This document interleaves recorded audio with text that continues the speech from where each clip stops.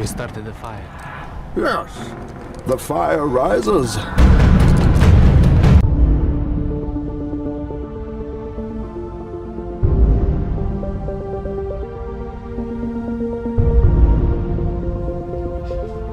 come you don't want me, man?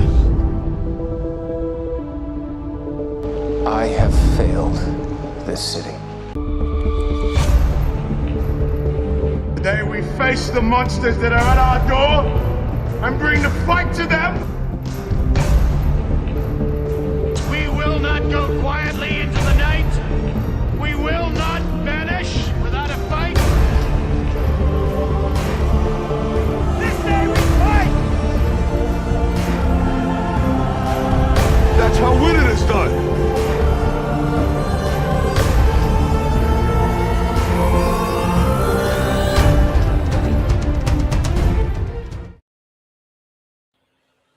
Hello, everybody. Welcome to the Friday Night Frenzy, where the topics are more like a set of guidelines than actual rules.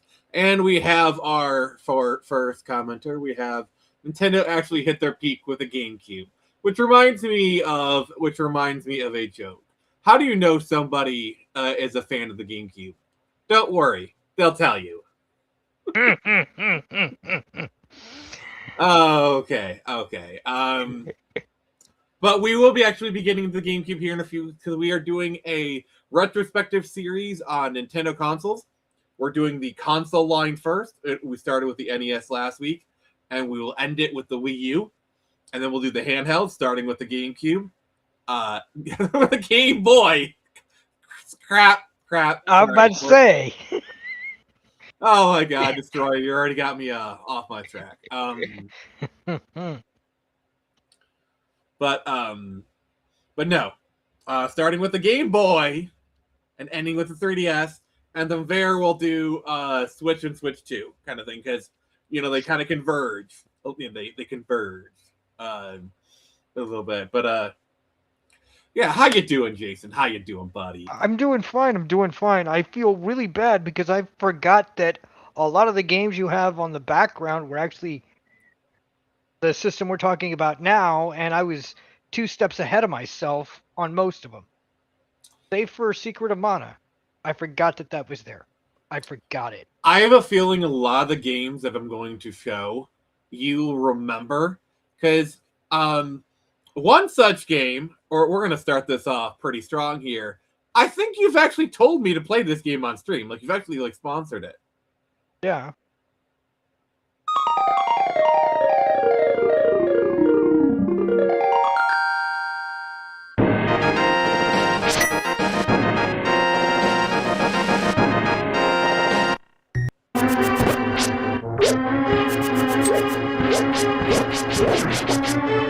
Like, come on, man. You've seen me play this on stream. Yeah, I have. And here's the funny thing. I thought that was one of the Game Boys.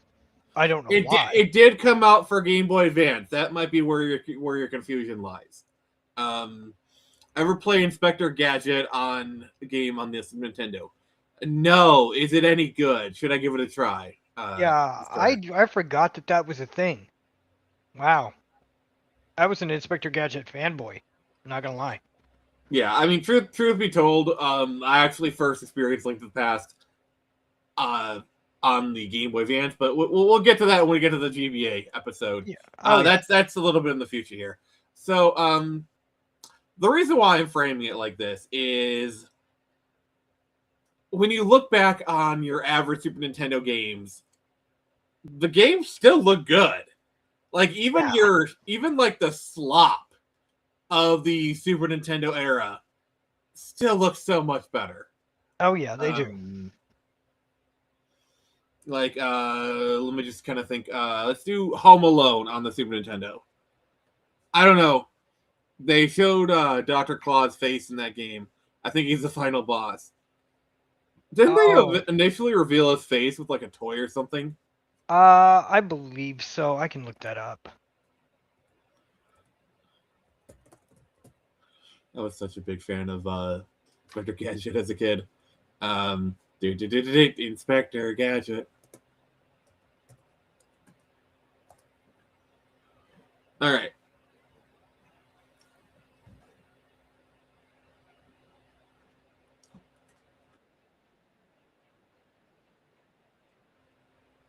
All right, so here is gameplay of Home Alone on the Super Nintendo.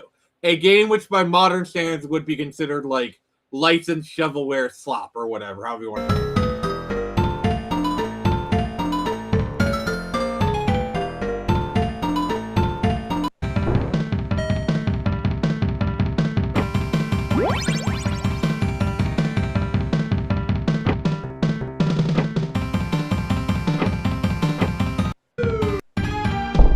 Now, I'm not saying the game is good, but what I'm saying is the slop of the Super Nintendo era is better than modern slop. That's the point I'm trying to make. Yeah, you're making it. It's still slop. It's still slop, but you know, it's kind of like a little bit higher quality. Yeah, and I looked it up. His face was revealed in figurine. Yes. Okay, thank you. Yeah, there's like a whole. I think they even made like an AVGN episode where they played all the Home Alone games, and they actually got Macaulay Culkin on the episode to guest star. Like, how cool is that? That's pretty cool. Hey Nemo, how you doing, buddy? Hey Nemo, what's up? But yeah, there was like Home Alone games for pretty much every major platform at the time. I believe it. Home Alone was one of those big, popular movies. Basically, my thing is, if you look at the NES, the gameplay is still there. Like, you can still have fun playing an NES game, but you can tell the graphics are dated. With Super Nintendo, the gameplay obviously is still there, but also the graphics are still there, in my opinion.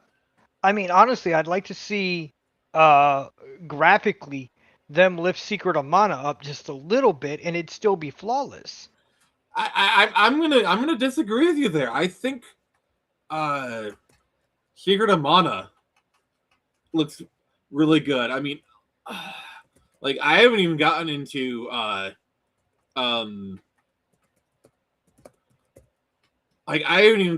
like my favorite genre Super Nintendo games, the late generation Super Nintendo games. Like Okay, yeah, you're right. It does still look pretty good. This game never came out in the US until recently, but like it was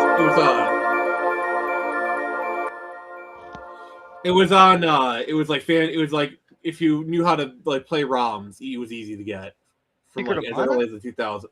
Secret of Mana 2. This is what it was Oh, called. Secret of Mana 2. Okay, no, I never played that one. The Technically, original... it's called Trials of Mana, but Trials of Mana. Okay, yeah, no, never played that. They made a video game of the Terminator on the NES and T2 Judgment Day. Did not know that at all. Yeah, I remember those games. Yeah, those are pretty good.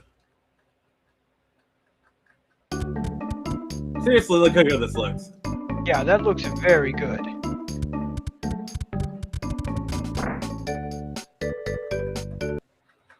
Hey, buddy! How you doing, Retro Cinema King? How you doing? Hey, Retro? Now, to be fair, this is a bit of a cheat, because this is like a late Super Nintendo game. I believe this came out like 95, 96-ish. So, like... There you go. But some fun facts about the Super Nintendo. Did you know its sound chip was designed by the guy who would eventually go on to be considered the father of the PlayStation? No, I didn't know that at all. It doesn't surprise me. It doesn't.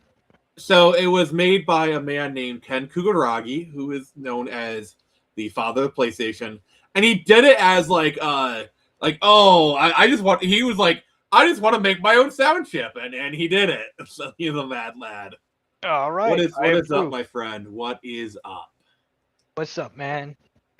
And the reason why Super Nintendo games sound so good is All right, we're gonna get a bit nerdy here.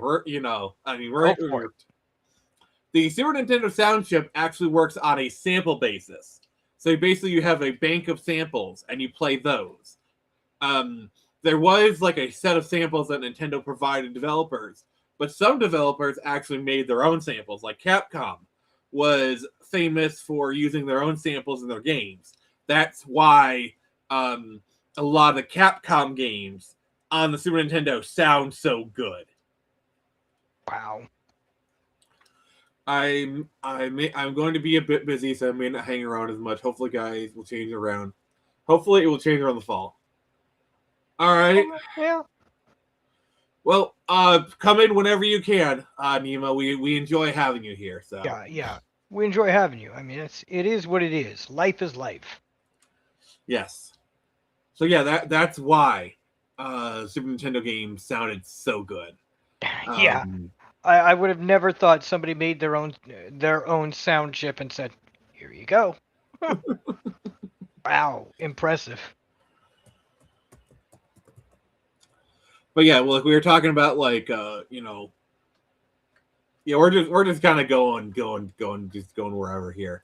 Oh yeah, of course. We're talking about like Capcom making their own stuff. We might, Oh, that's the sound of perfection. Yes, we have you. At least we have you. That is yes, sir.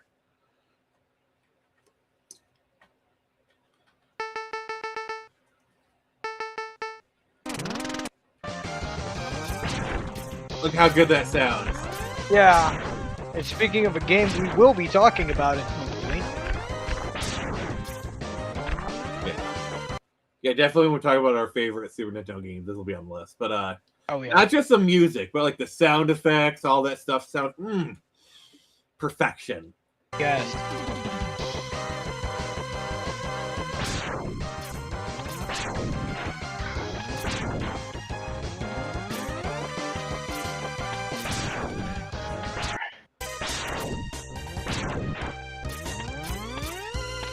Hi, monster, you don't belong here.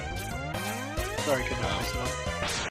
That would be Super Nintendo, but yeah, I mean PlayStation, but yeah. I have to kill my freaking self. Yeah, so the Super Nintendo was definitely an interesting system. As much of a Genesis fan as I am, I will have to say, if you're only going to have one system, honestly, this is on the list. Like, if you're going to make an argument for, like, if you're going to only have one system and its entire library of games, this one is on that list. I would say probably on that list would be PlayStation. Yeah. PlayStation 2, Super Nintendo, Nintendo Switch.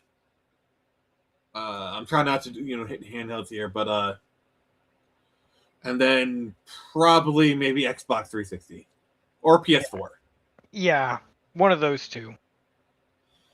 But yeah, it's in that list of, like, if you're only gonna have one console, Super Nintendo is definitely one that kind of thing. Yeah, for sure. So, Jason, what are some of your favorite Super Nintendo games? Well, you showed one of them. Mega Man X is up there as one of them. Secret of Mana. Gaming perfection. That's what I'm listing off as to me. Then Secret of Mana, and then Super Mario 3. But those are the only. You mean Super Mario World? Because Mario 3 was on. Oh yeah. Super Mario World.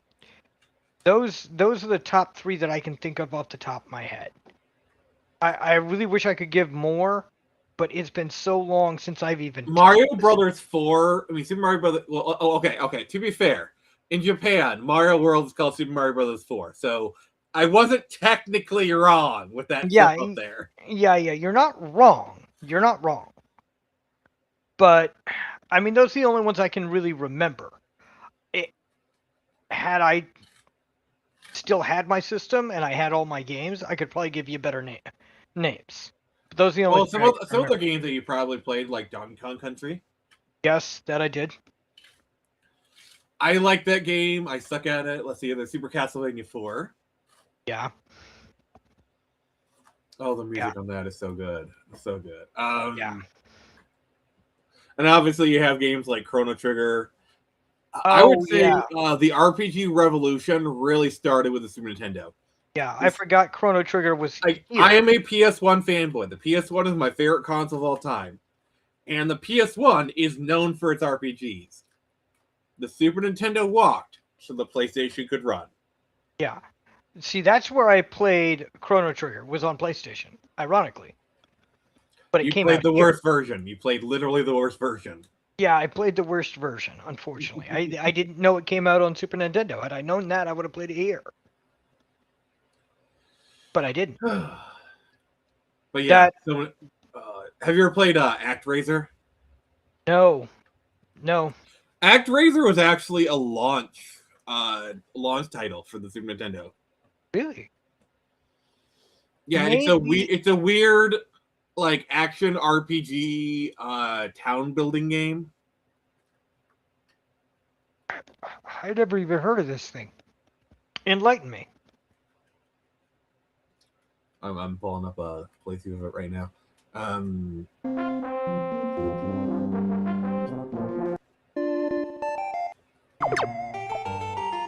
You're literally playing a god in this game. It's a god simulator. Really? Yeah. Okay.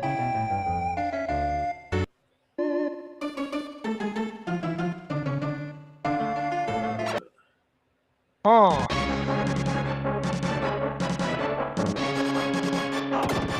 So there's like the town building segments, and then there's like these segments where it's more of an action game. Interesting.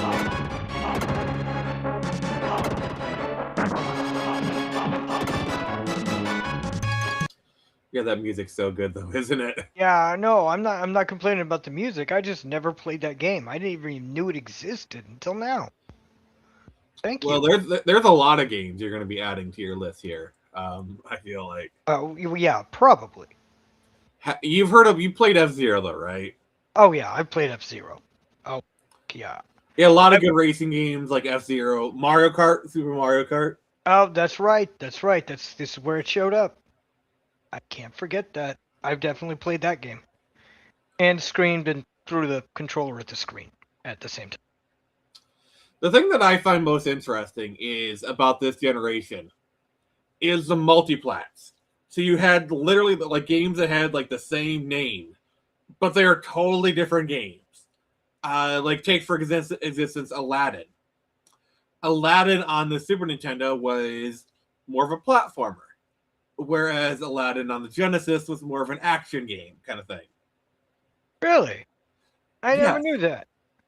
I mean, we talked about Genesis, and I didn't even think. Wow. Yeah. I'm actually impressed. Let's see here. But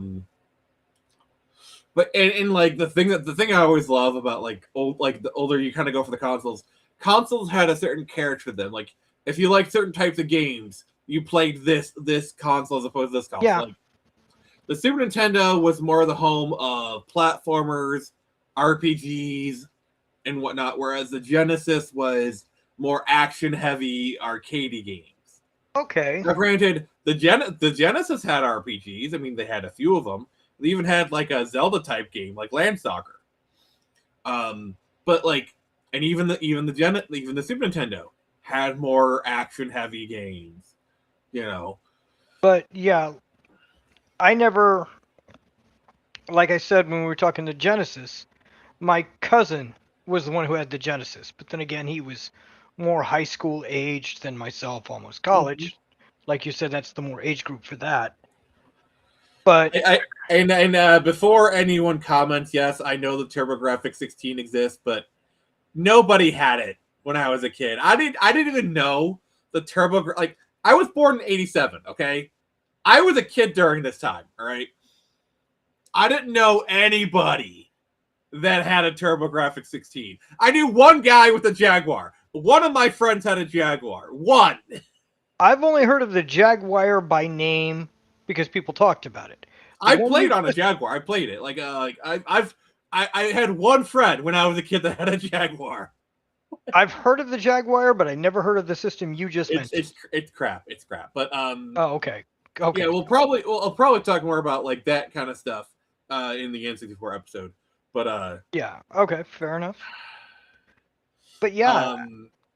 But yeah, I'm trying to like, because I keep like bringing up comparisons to the Genesis or whatnot. But I just know there's one person be like, but what about the TurboGrafx 16?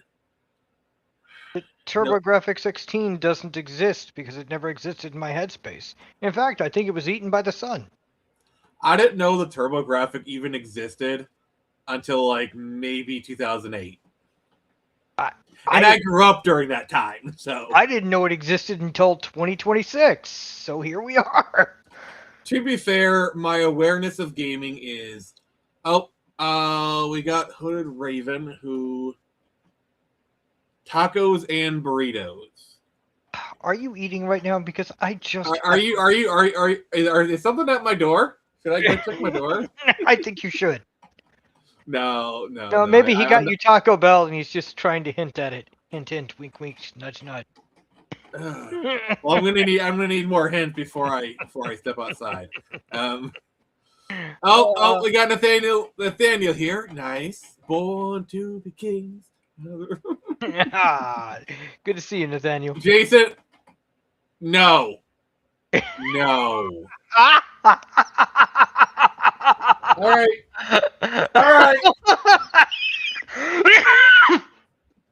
You've already, you just nuked me, man. That's not fair. How dare you, sir? How dare you? I hate you so much. Why must you forsaken me? Yeah. Yes, Nathaniel. We are princes of the universe. Not only did he piss me off so much, literally, I'm so pissed off. My shirt turned black, and I had to get this. I am so ticked off. I got so enraged. My gray shirt turned black for some weird reason. Not because there was a stain on the shirt that I wanted to switch it out real quick. Yeah. I ban you. Yeah. Oh. I would say Nick is the burrito. Yeah.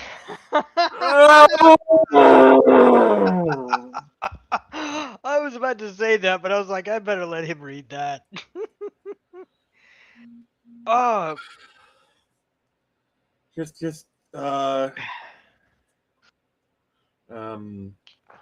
So a question: are we gonna do destroyed systems at some point? Because that's what the Jaguar is. It's a dead system. It died pretty fast. I don't know. Sorry, my more like a 5-layer breed. You never. I mean, if that's what you're gonna get me from Taco Bell, I'm not gonna complain. Burritos. No, Raven, you don't have to get me anything. You don't have to get me. You don't have to. But I will continue to poke fun at this situation for sure. I loved the Jaguar, the Atari Jaguar, Nathaniel. Yeah. No, if he did. I mean, I never personally had it. I just had friends talk about it. Like I said, I had one friend who had a Jaguar as a kid.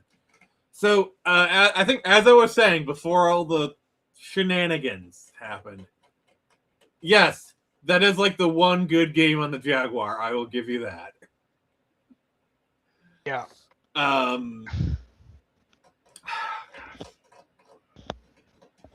was trying to like. Oh, so basically, since I was born in '87, I was basically about 5 years old. Actually, no, it's about 7 years old. In like 94-ish. So, like, I remember the tail end of the Super Nintendo era. You know, so like probably the earliest I would remember would be like 93, 94-ish. Mm-hmm. So yeah, I remember the tail end of the Super Nintendo era, but I was there for the PlayStation and then like N64. So once we get to the N64, I'll have a lot more hands-on memories. But like I do have a lot of Super Nintendo memories.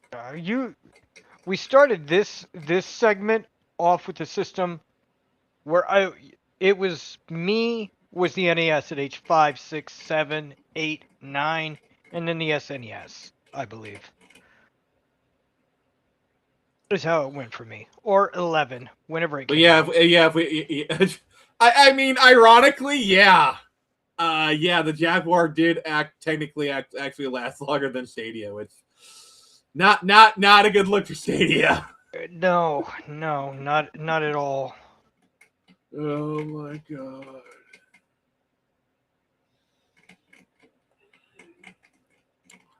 All right, tangent time. What the F was Google thinking? Like, I remember when that was coming out, and people were like, even at the launch, they're like, but what about the bandwidth? And they're, like, we're Google. They're going to increase it because of us. Like, they were so arrogant. Yeah, I'm sorry, but this stream is more so for older millennials. So yes, myself. Yeah, no, myself as well. The SNES came out when I was 8. I'm not kidding. It came out in 1990, so I was 8 years old. Yeah. So it came out when I was like maybe 2 or 3. Because I was born at like the tail end of '87 and whatnot. And I think it came out like 90, 91. But yeah, I remember those years. Yeah. So like I said, I remember like the tail end of like 94, 95 kind of thing. Yeah. But anyway. But yeah, but here's the other thing is, and this is something that like I feel like we're we still kind of have today, but not so much. So when a new console would come out, the older console would become the bargain console. So like you'd see, like they'd still be selling the big games in stores for like the next 5 years. Like for example, you could still buy Super Nintendo games in like Kmart, Walmart as far as like 99 or whatever. Yeah, you could still do it, and there was like pawn shops or whatever if you wanted to go there to pick them up.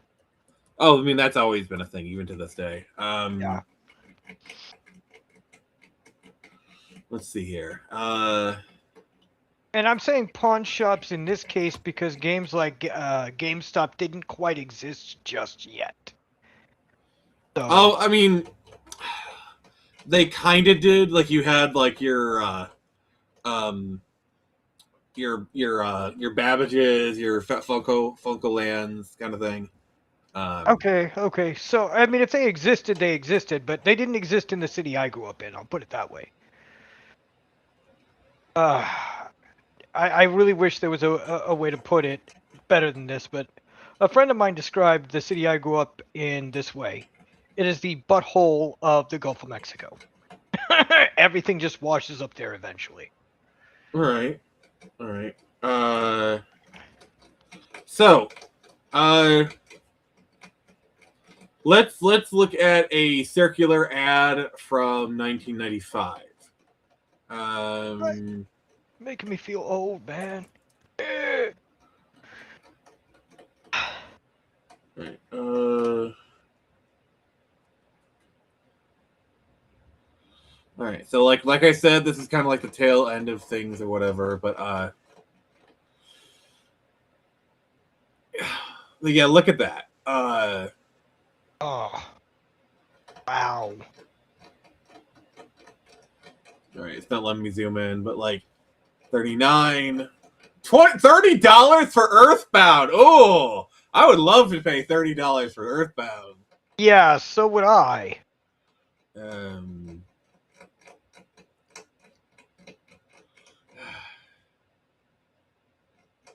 But yeah, and then let's go to 99. Best Buy.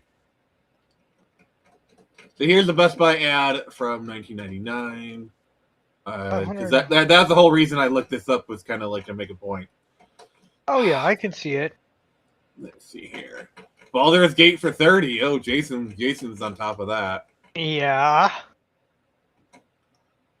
Also, can I just say, I really hate, like, every time there's, like, the video game price argument, like, oh, hey, look at these N64 games. They're, like, $80. Oh, my God. We have so, like, here, $19.99. Here are some PlayStation games, $40. Yeah. You know? And $40 back then wasn't what you're thinking it is. That was actually a lot of money back then. We're not doing the inflation argument. We're not doing that. No. Yeah, and Game Boy game like Pokemon for 20. So yeah, there's such a wide variety of prices. I don't know. I don't know. No. You're fair points. Fair points. Yeah, I just hate the whole game price thing, because like they always bring up like if you factor in for inflation, games are cheap. Shut the F up. Shut the F up. No, my parents were making the same argument back then that you're making now. That's all I'm saying. Like, this isn't cheap. Because you want to know what the $80 for Final Fantasy gave you? 100-hour game. No updates. No patches. It was You got a complete experience.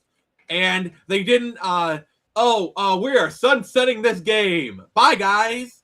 Oh, you spent hundreds of dollars on this live service game? Sorry, sucks to be you. Yeah, no, you bought the game. It was the game itself, and you just kept using the same thing over and over, and it lasted. And that same Final Fantasy 3 cartridge, you know, I could plug it into a Super Nintendo right now, and it fires right up. Yeah, no problems. No hiccups. Just remember the breath of life, people. So it's like you're paying $70, $80 like oh God. I hate this argument so much because it's like the problem I have is game companies make so much more money on the back end. Microtransactions, all that stuff. Well, yeah. The fact that they want to try and raise prices is pure greed. It's 100%. There is no excuse for it. It's pure greed. They're making more money than they ever have been. I'm not going to argue against that. You have to pay $100 now, and they still have all those little microtransactions in the game itself. So they're making even more profit on that, in addition to the profit they made from the game itself. Yeah. That I agree. If it's like a free-to-play game, I get it, okay? It's a free-to-play game, I get it. You know, like, that's why I actually kind of defend Marvel Rivals a little bit, because they're just charging you for skins. Yeah. And like, the little things. I can accept that. You know, and at this point, any live service game you put money into, you know that it's just pissing money away, essentially, because you know the service is going to get shut down eventually. Yeah, eventually it's going to get shut down. I'm surprised Guild Wars is actually still functioning. I thought that would be dead. But there's a lot of MMOs that still exist that you'd be surprised at. Ultima Online is still going. What? The original EverQuest is still going. Where the fuck is my lottery ticket? In fact, I think with EverQuest, they have dedicated 1999 servers, so you can actually play it in that era. So they want you to play Evercrack. Got it. Yeah. I mean, hell, there are MUDs that from like the 80s. Really? Let me just think here.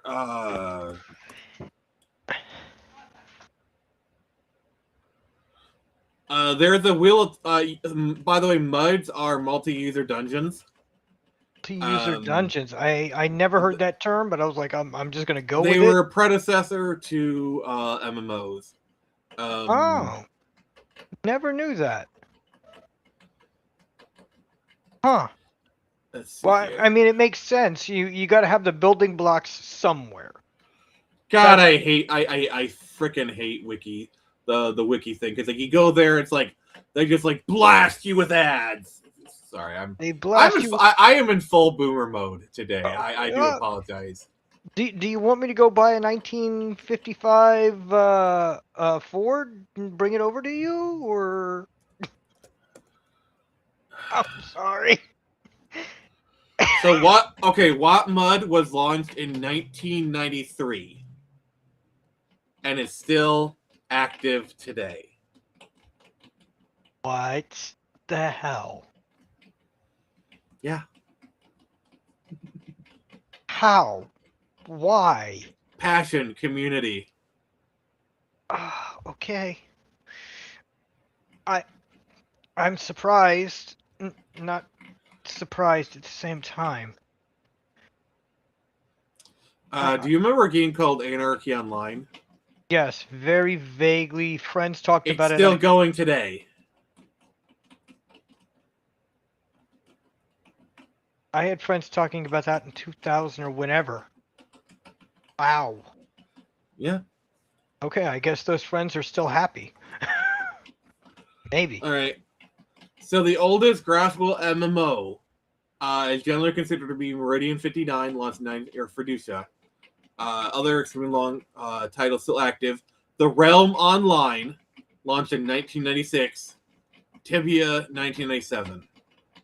Wow. So Meridian 59 was launched in 96. You can get it on Steam.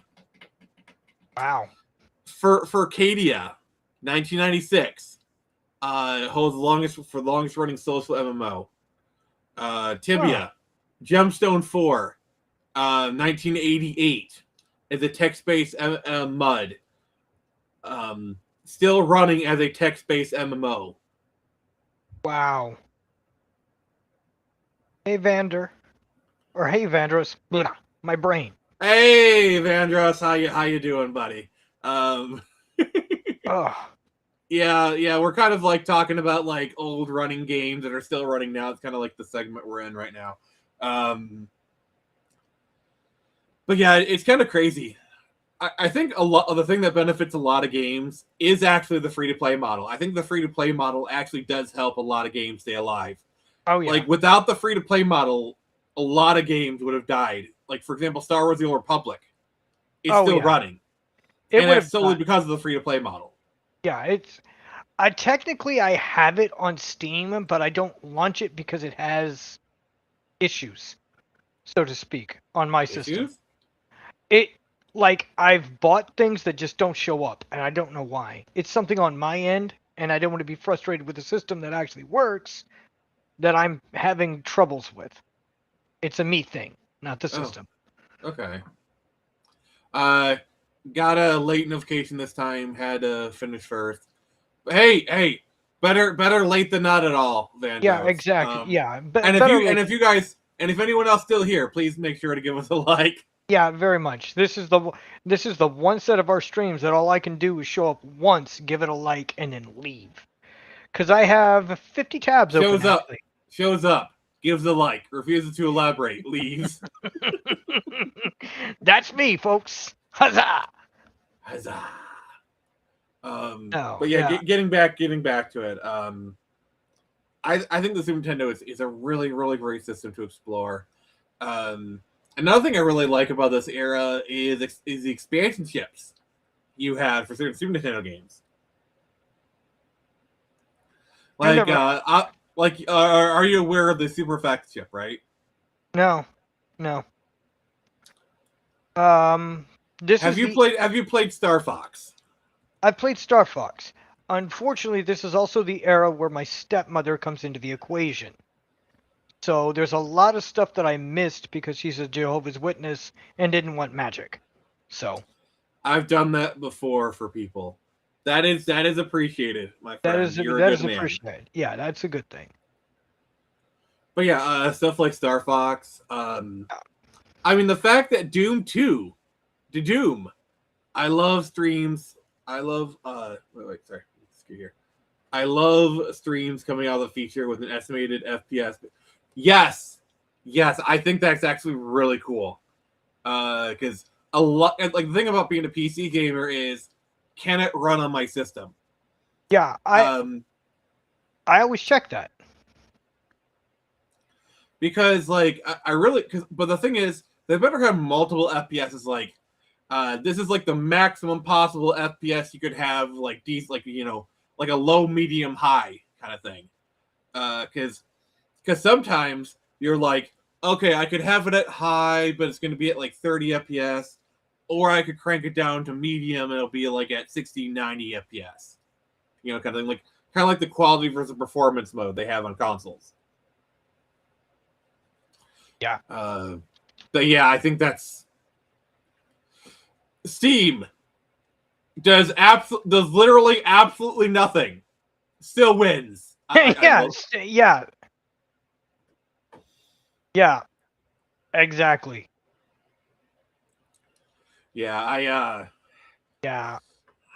it's gonna be kind of. I think the next year is gonna be kind of interesting with like RAM prices starting to go down a little bit, and like rumors of the Steam machine is finally coming out. Here's what I think is what is gonna happen. They're saving up all the RAM they can get their hold on for the Steam machine, and once the Steam machine has like its first, maybe second or third wave, then they'll restock the Steam Deck. Oh yeah, for sure. I also love when someone lets us know they have games completely free on Steam. Yeah, that's always nice. It is always nice. See, that's the thing about being a PC gamer versus a console gamer. Is games go on sale a lot. Now, it used to be back in like the physical days where like, I'll wait for a game to go on sale a little bit. You still kind of get that for Switch a little bit. I think probably for but it's not as much as it used to be. No. I don't even look for sales on PS5, and I just got it. I'm not even. But that's the other thing. It's like this era of like Super Nintendo. I'm always desperately trying to bring it back on topic, but you guys like. It's fine. Be awesome, guys. Be awesome. Yeah, You're be awesome. Derail him a couple of more times. We'll be fine. They're very good at that. They are very, very good at that. But no. There's like, $80 Super Nintendo game. Yes, it's $80 at launch. But they rapidly fell. Like sometimes even as soon as like 3 to 6 months. Oh, a game, especially but like usually if you get like literally a game that came out a year ago, it would be dirt cheap. Oh yeah. There were a lot of games that my parents wouldn't, or my dad and stepmom or grandparents wouldn't get it for me for my birthday, but they would get it for me for Christmas. Yeah. Now, I will say one thing that I wish they had brought back for the Switch is the Nintendo Selects, their greatest hits program. That was such a cool thing. I think it was like mostly like PlayStation, PS2, Wii era to a certain degree. Yeah. When like you'd have a game that was like a hit, and like a year later it'd come out as the greatest hits for like $20. Oh yeah. Yeah, I remember that. They had that for PS1, PS2, PS3, I believe. Yeah. But on PS4, no, I don't remember. I think they did a couple Nintendo Selects for the Wii U at like the tail end. But God, I wish they had done that for the Switch. Like imagine like Breath of the Wild for $20. God, God, that would have been amazing. That would have made me get a Switch. Had they done that. That would have made me get a Switch. Yeah. I don't know. I might get a Switch 2 at some point, but it's so low on the list. Like basically it's like Steam Machine, Steam Deck 2. Like we're getting a Steam Deck 2. Like that. Like they pretty much all but confirmed we're getting a Steam Deck 2. And so pretty much I'm kind of holding off until the Steam Deck 2. Honestly. Well, yeah. Like, do you know how powerful that Steam Deck 2 is going to be? It's going to be 2 steps away from antimatter. But, it is what it is. Antimatter. Oh, my God. Hey, I got to drop my bad jokes somewhere, man. Yeah. Yeah. But yeah, so Super Nintendo, like every console, has like its top line of like great games, but it always has the hidden gems. Oh, yeah. Every system has that. Because these hidden gems aren't the ones they advertise. You have to find them. You literally have to know somebody who's played it, and they tell you about it. or at least way back when. Mm-hmm. Now you see it broadcast on X, or you're just cursing. Or I mean, nowadays it's like YouTube and whatnot. Yeah. Here's one for you.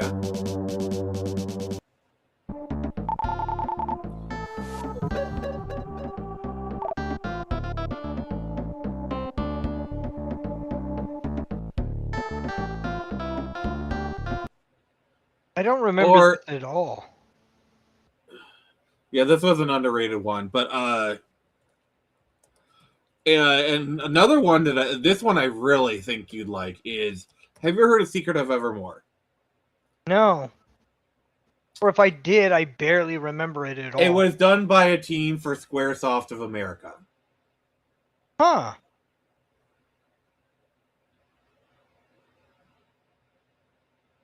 Well, if YouTube would load. What the hell? It might look familiar to you, sir. A little familiar, yeah.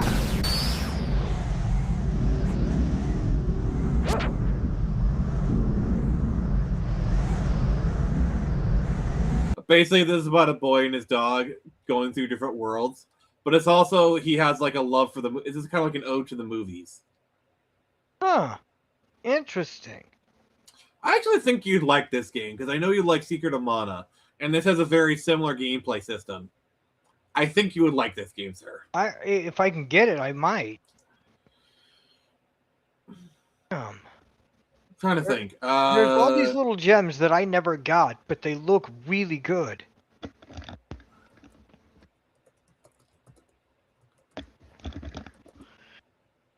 I had to scratch the side of my skull. I blame Pence.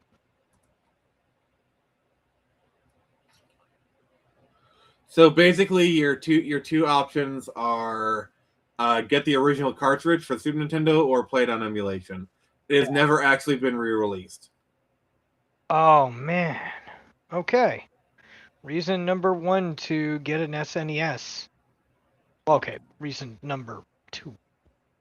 The problem I have with Super Nintendo is, yes, it has great games, but they're all very expensive. I lost my Secret of Mana, and I got that back in 2003 for $60. And then it got lost in my many moves. So I feel bad to the promise I gave to the owner that I'd take care of it. Yeah. Yeah. Let's see here. Price charting.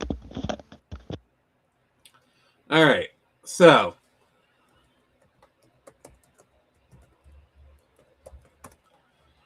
just to kind of start things off, Secret of Mana for the Super Nintendo. Oh, you got a bargain for that. Holy crap. Look, loose price is still $60 though. You buy it loose or complete? I bought it loose. So it's about the same. That's actually kind of funny. That's actually kind of funny. It didn't have much, but if I could get it now and get an NES or SNES, trust me, I would. So Secret of Evermore loose is $50. It's actually it's just like that much cheaper. Wow.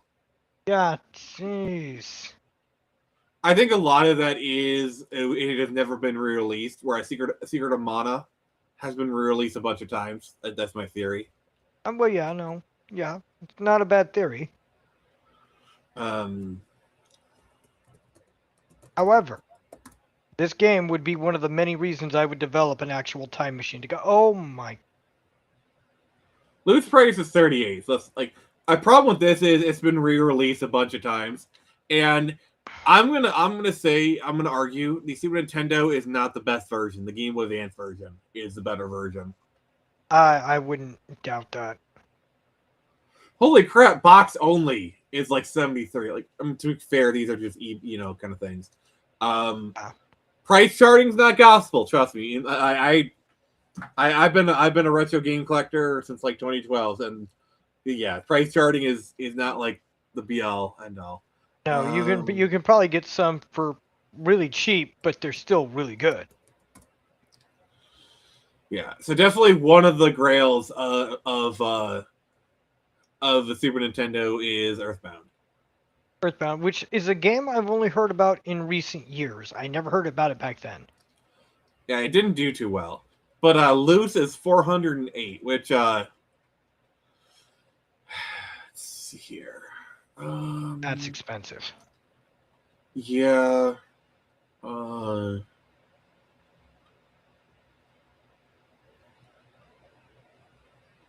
So let's see here. Oh, I do have to give you complimentaries. I did not eat lasagna today. I ate steak instead. I love how when it comes to like these price chartings, like you see certain spikes, like wow, this is it really spiked up around January of 2023. I wonder what was happening around then. I'm not the biggest Mortal Kombat fan, but older games up through GameCube, I am a huge Mario fan. Yeah. I do love me a Mario game. I will say that. I do like Mario. That's kind of the reason we got the Super Nintendo. Was the new Mario games that were coming out and Mega Man. Earthworm Jim came out later, but we still got that one and we enjoyed it. So yeah. So the price was $167 going into 2020, and then by July it had almost doubled in price. I wonder what happened in 2020. I have no idea. Wasn't there a game that they said was the sequel to this? I think some people were playing a really nasty game of Plague Inc. Yeah, that makes sense. Yep, that makes total sense. But yeah, so Super Mario World, I still think is like the best Mario game ever. Yeah, I am very. There was a comment above that, just not randomly throwing in MK and Mario. yeah. Super Nintendo was okay. Super Nintendo was a console I grew up on. It was my brother's. I played Super Mario World and Mortal Kombat 2 a lot at age 4 onward. Yeah, I play a lot of Mortal Kombat. I think I played Mortal Kombat 3 a lot on the Super Nintendo. They were. My dad was actually a little bit trepidatious, shall I say, about getting Mortal Kombat for me and my brother at that age. That is fair. He was like, I don't know. Y'all are young. Do you understand that this is fake and you shouldn't be doing this in real life? Yes, sir. Yes, sir. That's the only reason we got Mortal Kombat 1. Toasty! Sorry, I was trying to do the pose. Yeah. Toasty! Toasty! And I can even still do that voice. It impresses me to a degree. Yeah. I remember I used to do a lot more stuff, but then my beach balls dropped, so. Yeah, that's about how it goes. Oh gosh, yeah. A Link to the Past is probably the most important Zelda game ever. Because you got to realize there's Zelda 1, classic, Zelda 2, which was a bit of a departure that wasn't really well liked. Zelda: A Link to the Past is really what set the formula for Zelda. Yeah. I remember playing A Link to the Past. Whether I can remember it in detail, I got both hands in the air. Because honestly, if you look at Ocarina of Time, it's basically just doing the Link to the Past formula. You know, you got your 3 starter dungeons, boss fight, crap happens, 8 more dungeons, boss fight. Yeah. And yeah, my mom was pissed at MK2, but my brother was about 16 at the time and got it. She didn't like me playing it, but I did. Trust me, I remember. Yeah. You know, you had parents like my dad. Okay, funny story. So my dad let me watch the Mortal Kombat movie, which was really violent, you know, for this time. But he wouldn't let me watch Street Fighter because there was cursing in it. What? When the Street Fighter movie is objectively a lot less violent than Mortal Kombat. Objectively so. I'm sorry. By several orders of magnitude. But because it had that was just my dad was like, for some reason, like violence was okay, but like cursing, like that's where he drew the line. Like, oh, I'm not gonna let you get that album because it has cursing in it. You know. Like, I'm sorry, but my family was weird. I grew up with family watching Friday the 13th, all that, and Jaws was our family movie. mm-hmm. So I was very familiar with foul language. I played Link to the Past. I've played it. I've tried playing it a couple times. I never could get into it. But yeah, I love Link to the Past. It's such a great game. My first one, and we'll get more into this in the Game Boy episode. My first Zelda, like my Zelda that I played when I was 12. You know, because like the whole adage, the best Zelda game is the one you play when you're 12 years old. Mine was Link's Awakening for the Game Boy. That's my kind of thing.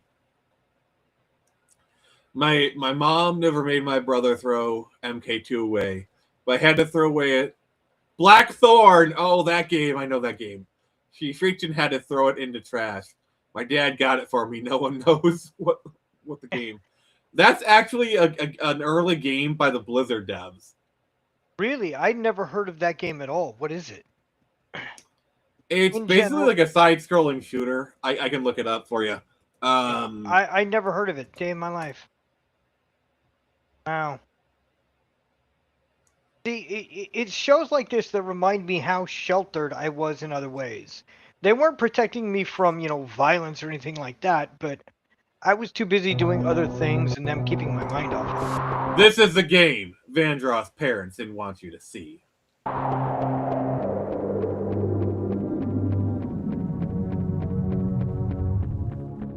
Yeah, I played this as a kid.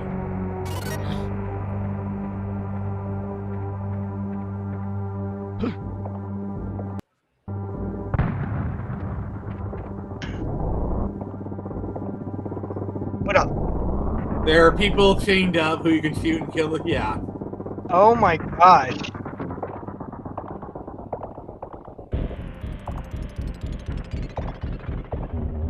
Like, no, I'm just gonna leave him.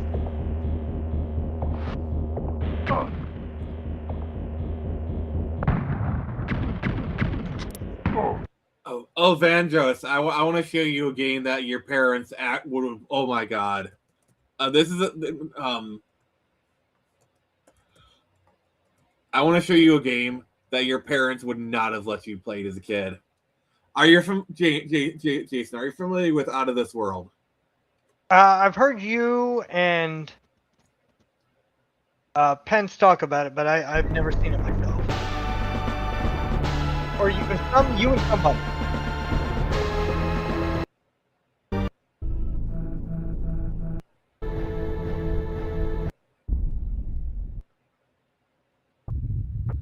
Yeah, so this is a Super Nintendo game.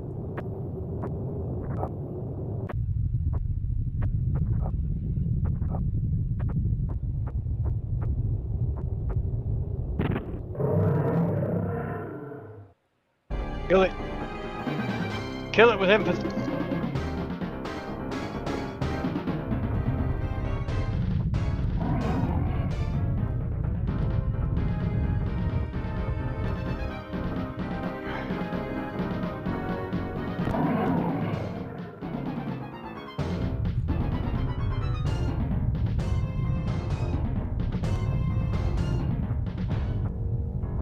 You know how old I am when I saw that landing and be like, ooh, that's rough on the knees.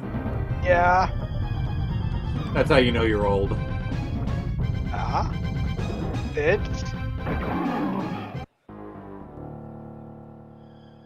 This game they didn't let you play. Well, no, this is a game they wouldn't let him play, because look how dark and violent it is. Oh, okay, yeah. Oh! Well, they killed you. Well, okay, here we are. No, they just knocked you out. But yeah, this is Out of This World for Super Nintendo. I remember playing this game. It kind of freaked me out a little bit. Yeah, I can see that. If I played this game at that age, at the age I was using the SNES, it would have probably freaked me out too. Vandra, do you remember Rock and Roll Racing?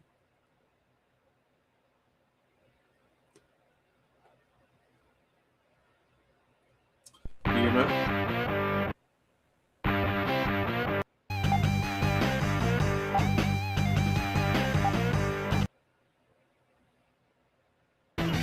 Jake stays in the last. Jake jams into first.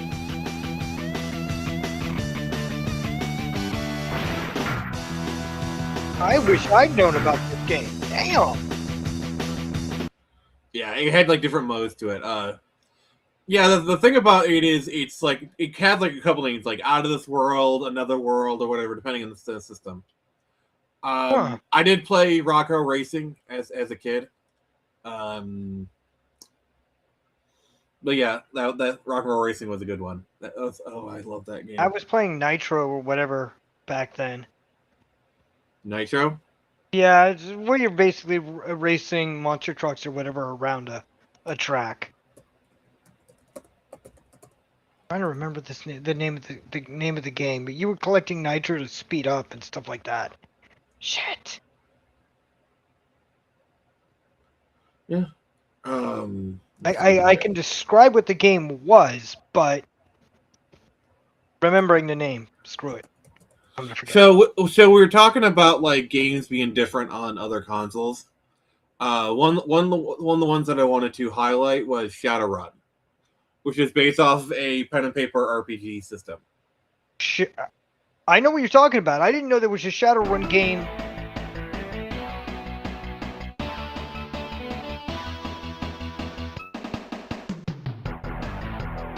Wait, sorry.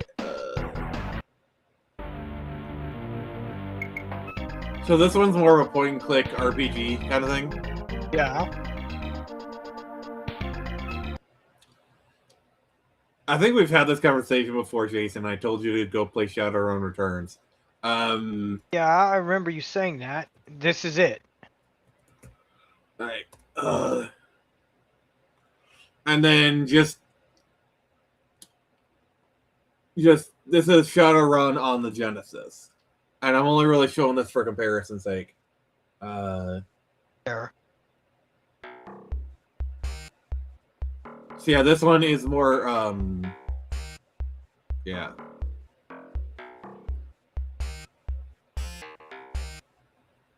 I mean, the only way I know Shadowrun is the actual P&P. Never knew they had video games until you guys mentioned it a few months back. Yeah, my dad was okay with violence. My mom didn't like violence or magic, like Harry Potter. Lord of the Rings was fine. The mom finding out about Game Rings and was banned. Yeah, my parents were kind of the same. My dad liked to go on this tear about fantasy role-playing games, which like happened which coincidentally was like my favorite genre. So he banned me from a lot of those. I remember I used to kind of get around it a little bit. That's where my love of Castlevania became, because Castlevania, for some reason, he allowed Castlevania because it was like horror-based, killing Dracula, you know. Yeah, I mean, that was kind of what my stepmother was, but that was because she was Jehovah's Witness of all things. Yeah, that's a whole nother can of worms. My dad was just an idiot. So Yeah, no, my stepmother was magic is evil, and even just talking about magic, you're inviting Satan. yeah, I've known some people who had those kind of restrictions. Not fun. No, not fun at all. Yeah, like I remember the whole Harry Potter panic of the 2000s. It's literally only because they were called the female witches. They called them witches. If J.K. Rowling had called them anything else, it probably would have gotten past a lot of censors. You know. Whatever. My grandmother and my grandfather, who were born in 1927, my grandfather, 1928, my grandmother, they were perfectly fine with it. They didn't care. They were having fun. Mm-hmm. Just wow.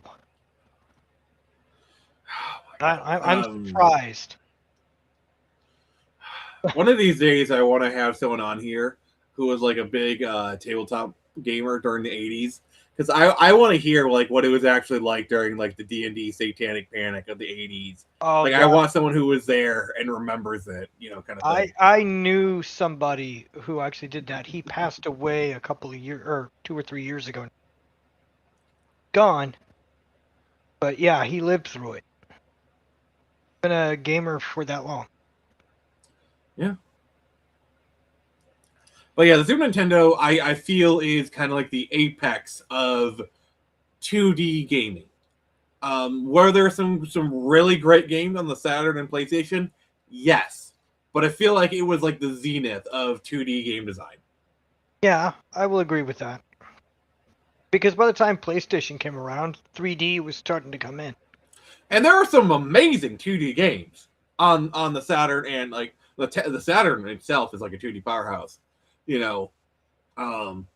but those are kind of more outliers rather than thing. The norm, yeah.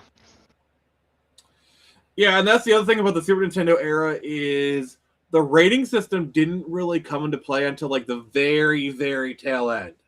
Like Killer Instinct was rated M on the Super Nintendo.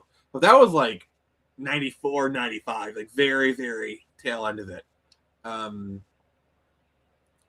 Yeah, that was my mom too. My whole family's Christian, however, my mom took it too far. My dad, brother, me aren't strict. My mom didn't like magic. Yeah. Yeah, trust me, I lived under a similar kind of like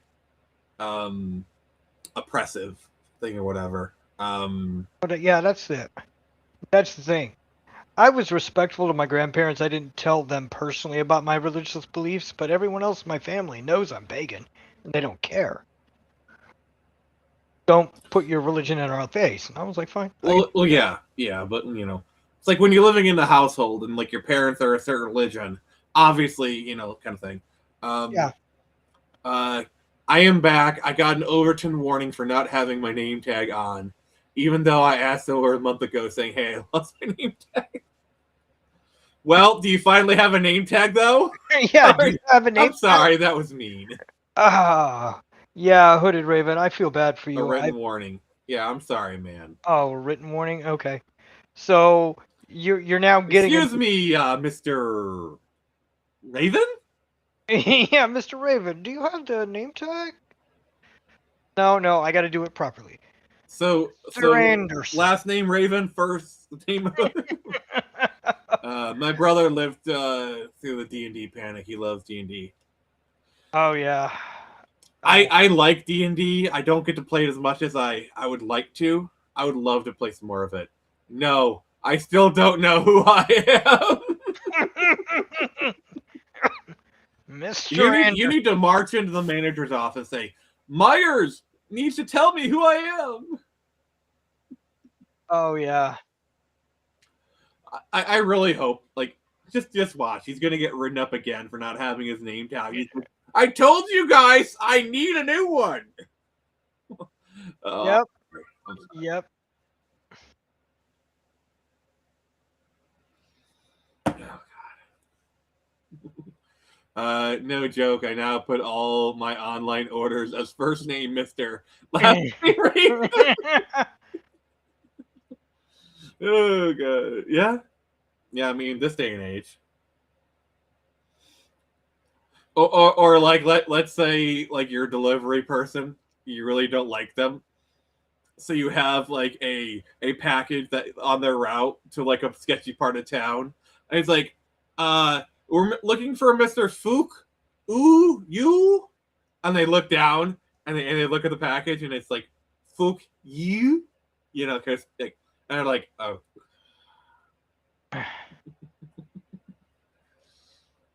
Did you know there is a service? I remember hearing about this once. You could literally order to send someone a bag of like dicks or whatever. Yeah, I've heard about that. I'm sorry. I'm sending you the funny for this video. I'm sorry. Oh, you can mail poop. Oh my God. Oh my God. Oh my god. Okay. Sorry. I have to share this. I have to share this. Oh yeah. No. You want to No. hear? No. Um,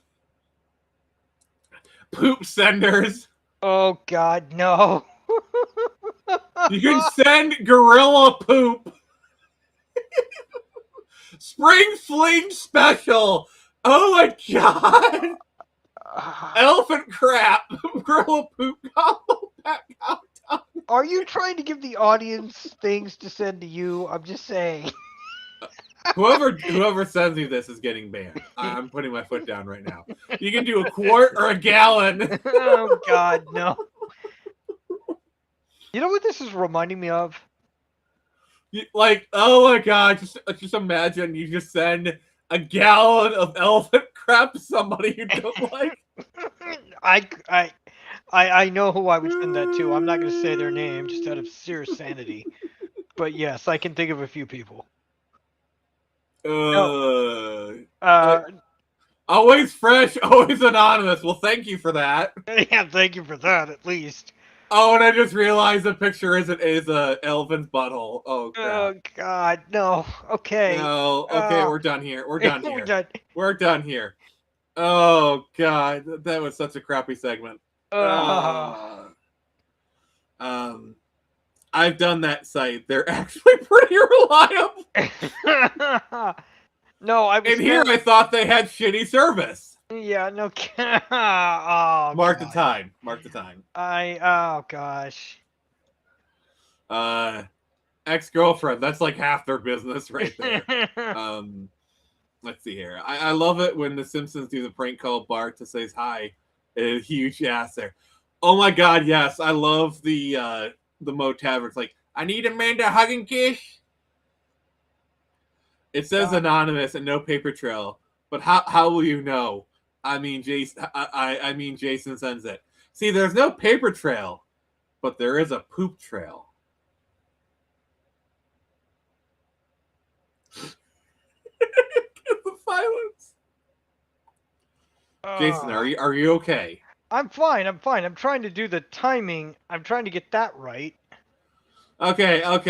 Let's I'll talk about the Super Nintendo for a little bit to give Jason time. Oh, I got it. I got it. I'm the conductor of the poop train. Yeah, no. About that thing that I was mentioning. Okay, I'm not kidding here. There were some guys who went to the place where they mass produce steaks and do all those cuts, the mass productions. Not an actual butcher shop. Mm-hmm. They went there.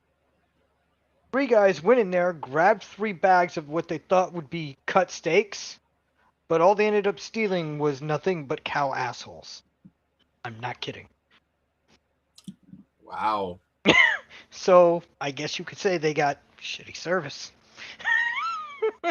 from a certain point of view. Yeah, that was in the early 2000s. There was at least for my local news, there was something that they always sent out called Weird News. It's a little side magazine kind of thing, and that was part of it. And that was just one of the little side stories they told. And I'm like, okay, I would really hate to be those guys. If we're gonna do like weird facts or whatever, I literally have an entire freaking book of like, you know what? All right, I literally have a book of weird and unusual trivia. In fact, it is called the Book of Weird and Unusual Trivia. So. Oh my God. All right, that looks like the unabridged English dictionary, if you ask me. All right, here's what I'm going to do. I'm just going to choose like a random point in this book and just going to read off of it. All right.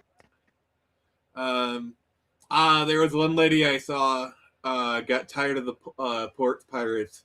She did cat litter, put in a box in the port.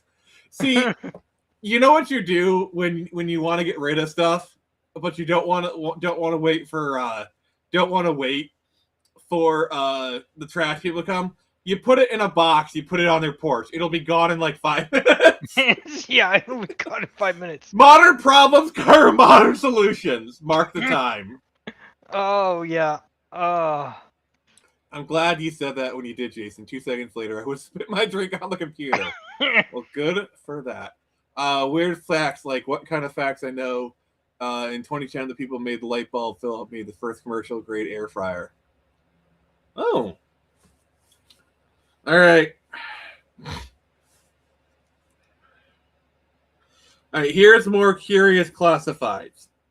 Fur coats made for ladies from their own skin. Sheer stockings, designed for fancy dress, but so serviceable that lots of women wear nothing else. Okay. Can I have some picture examples of those, please? We will oil your sewing machine and adjust tension in your home for $1. Don't stand there and be hungry. Come in and get fed up. All right, let's see here. It's just stopping by to say hi, hanging out with my brother currently and can't stay.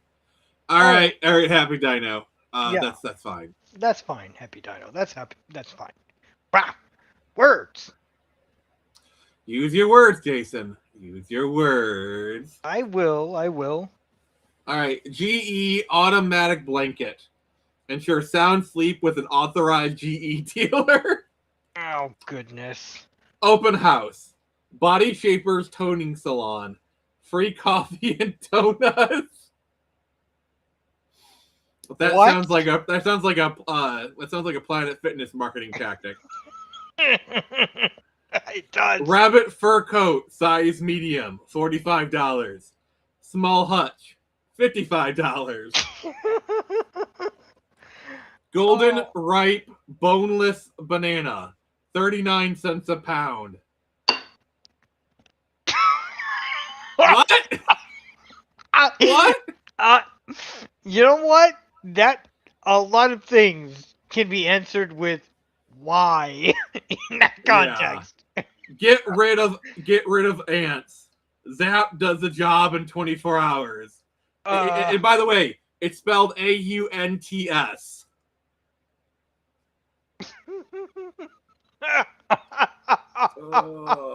Both of my ants I enjoy. Thank you very much. Thank you. Happy, always good to see you, Happy Dino. Happy day, Gift greeting friends. Happy day to you both. See you later. Yep, see you. And if you want to use your words, use Hooked on Phonics. Oh, that takes me back. Happy 80th and just good to see you later. Oh. Yeah, we love you, Happy Dino. We love you, Happy Dino. All right, Jason. Are you ready for the semi-annual after Christmas sale? Sure. Mother's Helper. Peasant working conditions. Oh, God. A lot of these are spelling mistakes, but very funny mistakes. Found. Dirty white dog. Looks like a rat. Been out a while. Better be your reward. Oh, my God. Taste the magic. Where the real magic of Voodoo Donuts is in the donuts, the decor, or the delightful marketing strategy really doesn't matter. Voodoo Donuts is wildly successful and magically delicious. Oh, God. These are definitely weird. And in case anyone thinks I'm just making shit up, I will literally here is the page. All right. This is what I was reading off, all right? Oh, man. You're not kidding. Oh my God. And I just opened up to a random page. Just a random page. Here's something. It's called the Reich Stuff. Fanta sodas were first produced by the Coca-Cola Company at its plant in Germany at the start of World War II. Despite widespread rumors, however, the popular soda drink was not invented by the Nazis, nor was it produced under the direction of the Third Reich. Wow, so it was actually started by Coca-Cola, supposedly. Supposedly. I mean, you know the old adage: never ask a woman her age or any German company what they were doing in between 1939 and 1945. Yeah, don't ask them those questions. Ever. There's a reason why I'll never wear Hugo Boss. Uh-huh. There's a reason. Oh, I believe it. Though I will say I'm a bit of a hypocrite because I would drive a BMW, so I am a hypocrite. There's a deadly disease called laziness. Yes, and I sadly am a carrier, unfortunately. Carrier, I'm patient zero, mother effer. In 2001, Victoria Zell and her husband won an 11 million jackpot in the Minnesota lottery. But Zell's good fortune didn't last long. In 2005, he was sent to prison for an alcohol-related car crash that killed one motorist and paralyzed another. Well, that sucks. Yeah, that sucks. Michael Carroll's 17 million fortune couldn't keep him out of prison either. In 2006, the British lottery were sentenced to 9 months in Husko for going berserk in a disco. I mean, isn't that kind of what you do in a disco? Yeah, that's kind of what you do in a disco. I'm curious how berserk Did you you went. did you hear that Baloo went to jail for the same thing? What? Because he went berserk in a disco. Okay. Baloo, you know.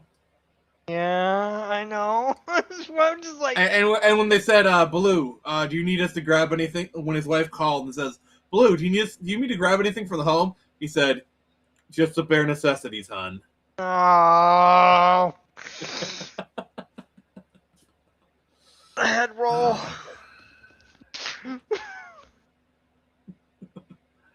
Nick, Me too. why is my head on the ground rolling around right now? What did you do? I actually discovered the secrets for cold fusion. Thank you for that. I guess. You're welcome, sir. I asked the Count from Sesame Street to meet up with me to hang out at the solar plant. He never showed. I couldn't count on him. But you can always count on the Count.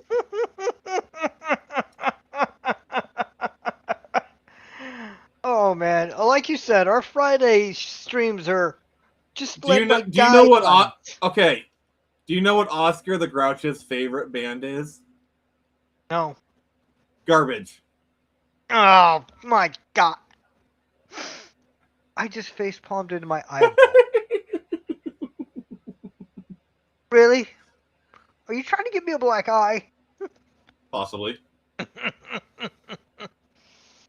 And it was my good eye. Well, okay, no, it was the bad eye. Okay. Everything's still blurry.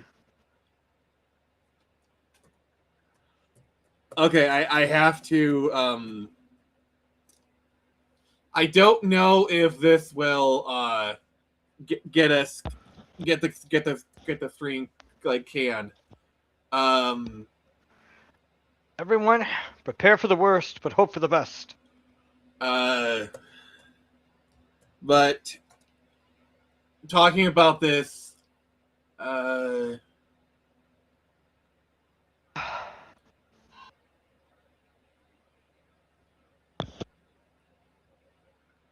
okay, this is like a really old internet video. Uh-oh. La la la, Emma and girls, we're special. All the boys and girls are special. But Emma does not have hair. What does Emma... You go ahead, touch Emma. Lindsay, do you like cartoons? Yeah. Good, because now is the time on Emma's World when we watch a cartoon. Roll the cartoon! And we're clear. Okay, 2 minutes, everybody. 2 minutes. Where's Elmo's latte? So, Lindsay, that's a pretty good take. So, what are you doing after the show? I have to do my math homework. Oh. Well, what about after that? You want to come back to Elmo's place? Elmo thinks you're a good actress. Elmo could really help your career. I don't know. I have a lot of homework. Oh, Elmo sees how it is. No, I didn't mean it like Oh, that. what, you think you're better than Elmo? No, I Do you didn't. have any idea how many actresses would kill to be in your... Oh, Yeah, it's basically a bunch of like Weinstein crap. Oh man, I was sitting there going, "Oh my!" The entire time. It gets worse. It gets worse. But like, oh, it gets worse. Oh my. Oh my.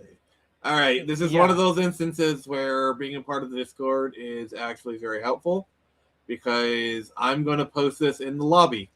Yep. So if you want to watch the full video, there you guys go. If you're on the Discord, you can watch it right now. Please, actually, don't watch it right now. Please. Yeah. Pay attention to the stream. Don't listen to the Pay host. attention to me. The host has lost his mind for about 2 seconds. Don't do that. Oh, I lost it a long time ago. Oh, I'm sorry. Well, I mean, to be fair, I lost my mind around age 11, so it's been gone for a while. Oh, I got another joke for you. What is Link favorite place to hit at the mall with Zelda? I have no idea. Pottery Barn.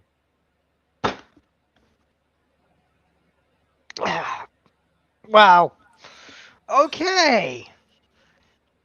So I mean, that's I have said this a couple of times, but like I really want to do a Link cosplay, and like go to the mall and like take a picture of like Link, like you see Pottery Barn, and it's like you get like a mischievous thing, but I go in there, I look around, I admire stuff, and then maybe I buy something and then I leave. Yeah.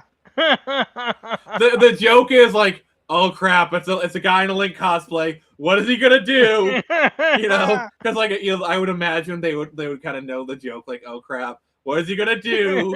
And I'm just politely walking around looking at stuff, and I maybe make some nice comments, and oh that's nice. I'll buy this, and then I walk out. The joke is like the joke crap, writes itself.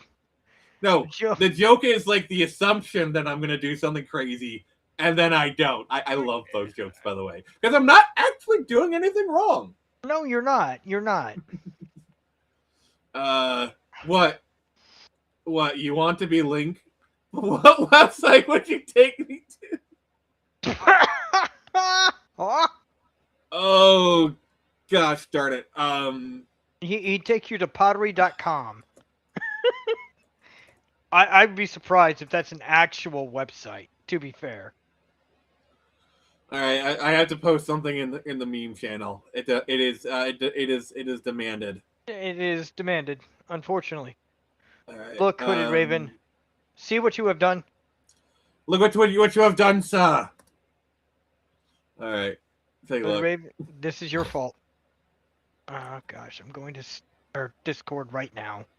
Don't ask how going to Steam would get me to the Discord. So if I take a nap on stream, and then I'm not napping, would that be considered a Link's Awakening? Yes, it would be. And if I'm in Link cosplay, and I'm holding a Game Boy, would that be considered a Link to the Past? Yes, it would. Yes, it would. All right. I definitely feel like you would take me to a website, definitely starting with a... No!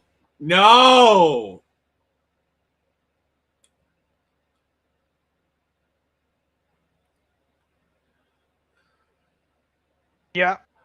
He wants me to take him to a site that rhymes with corn sub. Oh, no. Oh, no. I was going to the Discord. That's why I missed it. Okay. Let's see where it is. Oh, God. I was also talking to an artist, so unfortunately, forgive me. Oh, that reminds me.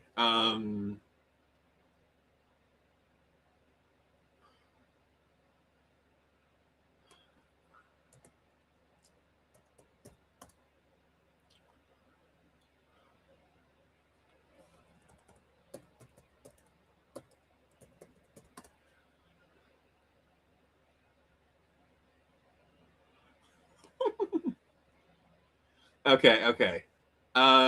Do you want to see someone be a fucking legend? Sure.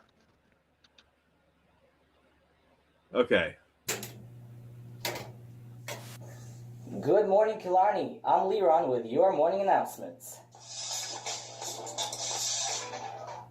Members of the track and field team are reminded that practice begins at 4:30 on the track. What the hell? There will be a sushi sale today. He played the intro to the site. Yeah.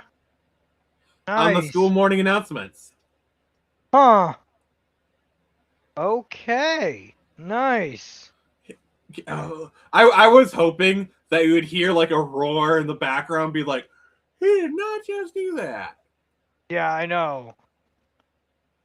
But no, it was just clean. Interesting. All right. Okay, here we go. This is what I wanted. Uh-oh.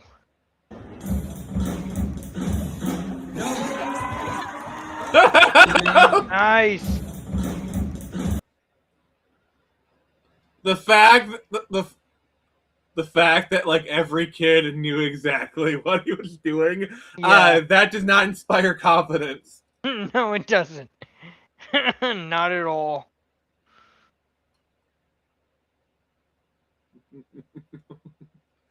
Oh gosh. I barely remember my high school early morning announcements at all. I barely remember it. See, I didn't really go to like a standard high school. I went to like a different one. But like my high school is from Belleville or whatever. But yeah. So close to, I had a standard middle school experience, but I didn't have a high, kind of thing. I had standard, but flip out of context. Yeah. Well, I mean, that's what we do here. Yes, you make my life a living HE double hockey stick. Well, yes, that I do. Unfortunately. But then again, I mean, you sent me to hell. Think of the movie you made me sit through. In the book? Jason Goes to Hell, yeah. And I didn't make you sit through. I didn't make you sit through that. You did that on your own volition. I can't make fun of my own name. Darn it. And yes, No. your book is here. Yes, I need to finish it. Oh gosh. So speaking of movies, I can confirm that 2 weeks from now, let me just kind of double check. Yes, 2 weeks from now, we'll be doing a new Friday night feature. It will be Star Trek 09 with Squidorable. Squidorable has confirmed she will be coming here. We'll be doing Star Trek 09. I think like a few months ago when I had her, we talked about doing it. We're finally doing it, guys. We're finally doing Star Trek 09. Okay, so I gotta watch Star Trek 09 again. Yes. I'm just going to say this right now. As much as I love the new movie, I'm fully expecting to be obliterated by Squidorable's superior facts and logic. Because she's going to bring notes. And if you haven't seen Squidorable's content, she is a very smart lady, and we respect her here. I'm in trouble. So am I. I actually liked Star Trek 09. I do too. I'm more of a Star Wars guy. See, I feel like nobody is really a Star Trek or a Star Wars fan. They're either they have their preference and then they like the other. So like me, I'm a Star Wars fan, but I like Star Trek. But people can be like, I like Star Trek. Like I love Star Trek, but Star Wars is okay. Like nobody really outright hates the other one. I think that's kind of an invention of the internet or something. Yeah, that's an invention of the internet, because I am a Star Trek fan first, but I will not downplay Star Wars. Star Wars episodes 1 through 6. I didn't like it when I saw it in theaters, but watching it again a few years back, I liked it a lot better. I am more of a Star Wars fan. Yeah, same thing as my dad is. I'm not gonna say was because he's still alive. Is a huge Trekkie, and one of my core childhood memories is watching Voyager every week with him. And I do, and my favorite Star Trek movie is First Contact. Yeah, I will. That's just such a damn good movie, man. Yeah, I agree. And I do think a lot of the Abrams stuff is, we see what's happened since. Raven. And speaking of books, a really good book I recommend is Lost Kingdom. All right, we're doing this. We are doing this. So we are doing this. I did write a novel. It is very much Star Wars inspired, called Lost Kingdom. And if you want to check it out, you can buy it here. I put the link in the chat. Oh, I was about to go get the link myself. Thank you for doing that. Sorry. Spared me the agony. I spared you, sir. I spared you. I now own you. Yes, you do. But I have 2 cents. Can I give it to you for my freedom? Oh, you may hit me with a hammer for that one. I deserve it. Ow, ow. Oh. Jesus, jeez. Oh my. That's a joke that's going to have no meaning in a few years with the younger generation when you think about it. What, hitting with a hammer? No. Giving somebody your 2 cents because pennies aren't a thing anymore. I mean, it'll probably go down as like just one of those like cultural artifacts. Like, you know the old joke, like you bring out a floppy disk, like, hey man, you 3D printed the save file symbol. Yeah. Or like how a lot of the symbols for phones are still those old phones kind of thing. Yeah. And like a lot of idioms, like it's just gonna be one of those idioms where like it exists, like add fuel to the fire, Yeah. Don't cry over spilt milk. Like, I actually know where that comes from, believe it or not, and I can actually tell you the story it comes from. All right, if I don't like the answer, I'm gonna hit you with a hammer. It comes from Aesop's Fables. So does A Wolf in Sheep's Clothing, and they're really short stories, actually. Your short story. Well, yes. Okay, I'm gonna change her name. Because Lieutenant Jason, you got no legs. Yep, I got no legs. Anyway, I'm changing her name because I don't remember her name. So Mary had just gotten her milk for the day. She was going to go buy herself a dress to go. Did she have to sell the little lamb? Nope. She was walking around and she started dancing. And since she was balancing the milk on her head in the jar, it fell over and spilled. Why would you dance when you're balancing a jar of milk on your head?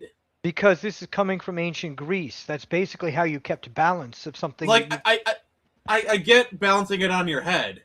But why would you dance? That just sounds like inviting tragedy. That's what it did. She spilled the milk because she was dancing. The moral of the story is don't cry over spilled milk, and that's where it comes from. Now, here's another one. This is kind of going to give it away right out the gate. A wolf had not been able to kill for days. So I know that one, yeah. Yeah, you know that one. The wolf puts on the sheep's clothing. Mm-hmm. It gets killed by the owner of the sheep. Moral of the story, beware of wolf sheep's clothing. All of this stuff goes way back. Aesop's Fables is where you find 90% of them. Yeah.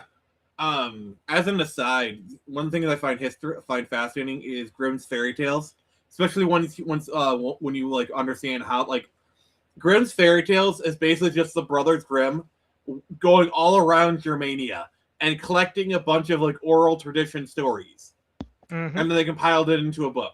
That is how we got Grimm's fairy tales. That's basically Aesop's Fables. We don't know if Aesop himself was real, but it's supposed that he was. And it's just a compilation of hundreds of thousands of little short stories like that. in one book. Yeah, the thing is, I find like the whole history of oral tradition very fascinating. Because like before written words, before the internet, before anything, it was here's a story. I'm gonna pass this story down to my son or daughter. And then my son or daughter is gonna pass the story down to their kids. And through the generations, sometimes they'll change things here or there, they'll add stuff, they'll drop stuff. You know, it's kind of like a multi-generational game of telephone almost. Yep. But that's how all the legends, the Iliad and the Odyssey. But what about the Legend of Zelda? That's the most important legend. Yeah, that's the most important. How did that one start? It all started when this young kid named Miyamoto. Oh my gosh!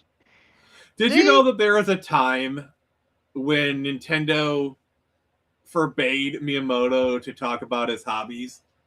Because a lot of, like, for example, when Miyamoto got a dog, that's what inspired him to make Nintendogs. And so they eventually stopped him from, you know, like, oh, Miyamoto's taking up Frisbee. Oh, we're getting a Frisbee game next. You know, kind of thing. Yeah, I can see that. Yeah, oh gosh. Might have just been like a wise tale or something. I don't know. But it could be.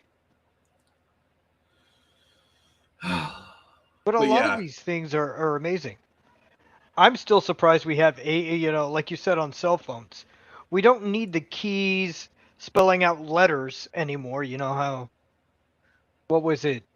Everyone but one had a letter attached to it. Or had 3 letters attached to it, save for the 4th. What the hell are you talking about? Looking at your keypad. Looking at your number pad. If you go into the... Dang it, I gotta turn on my phone again.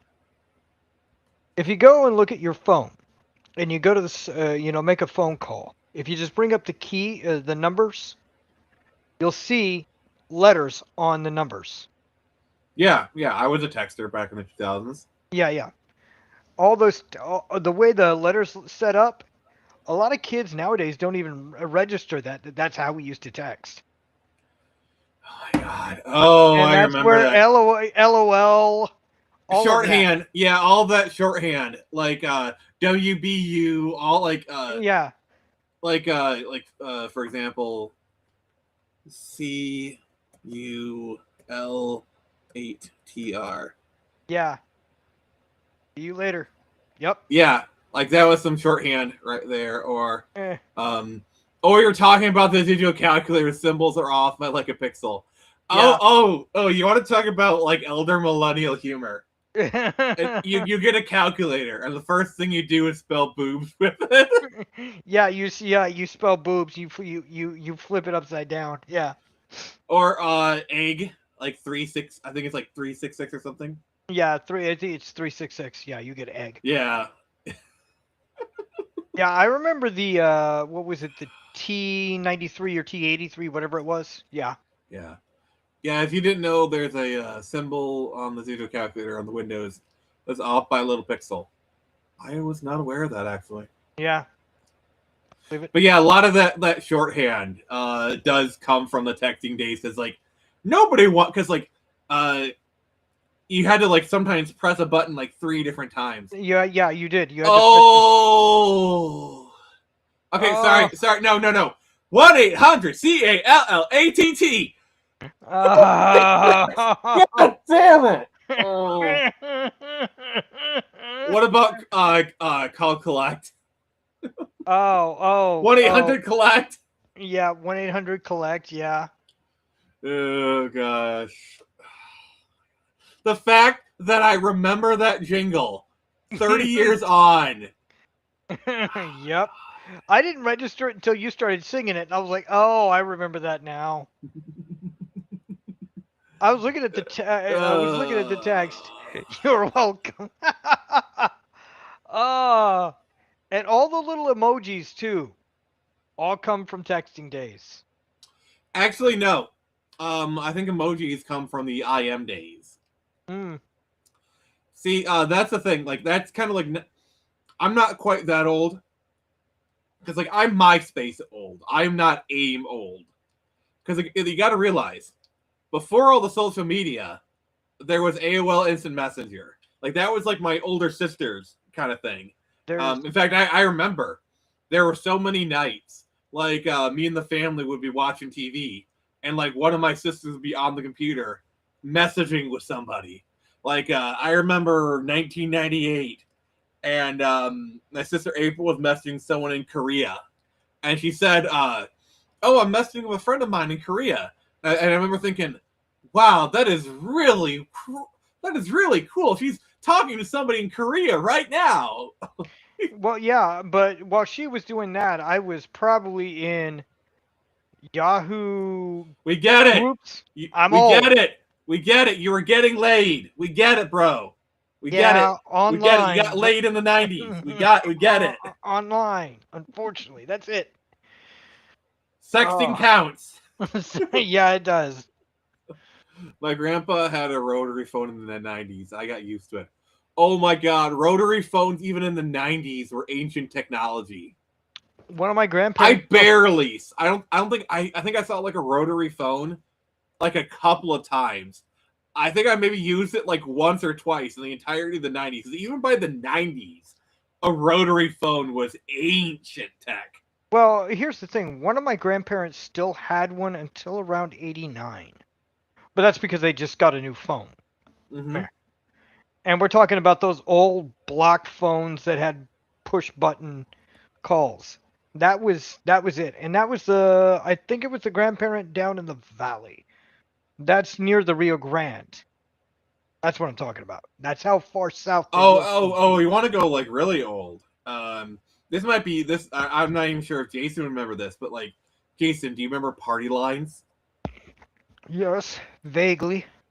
Yeah, like I remember my mom talking about it one time. I never, kind of thing, because that's like 70s kind of thing right there. Yeah, no, my dad would talk about it, but that's why I say vaguely, because it's something my dad would talk about. Another thing I remember, like this was like the biggest innovation of cell phones. Cell phones got rid of long distance charges. Yes, when they did that, oh my god, it exploded. I remember getting a voice message phone in like 2000 or so. It was fancy at the time. Yeah. Yes. I didn't get my first cell phone until I was like 18, so like around 2006-ish. And it was like a little track phone kind of thing. I got my own cell phone around 2001, and that's because I got tired of using my grandmother's cell phone and causing her to not have a means of communication. Oh my god, I found my first cell phone. This is literally it. Holy crap. I can't remember what mine was, so don't even ask. No. This is literally, like, I mean, it's not the exact one, but it's a model. This was my first cell phone. Holy crap. Okay, you and I had the same thing. Okay, yes. That was my first cell phone. A Nokia. No, I mean, this is a Nokia 1100, but like, this was my first cell phone. Holy crap. And it's a track phone too.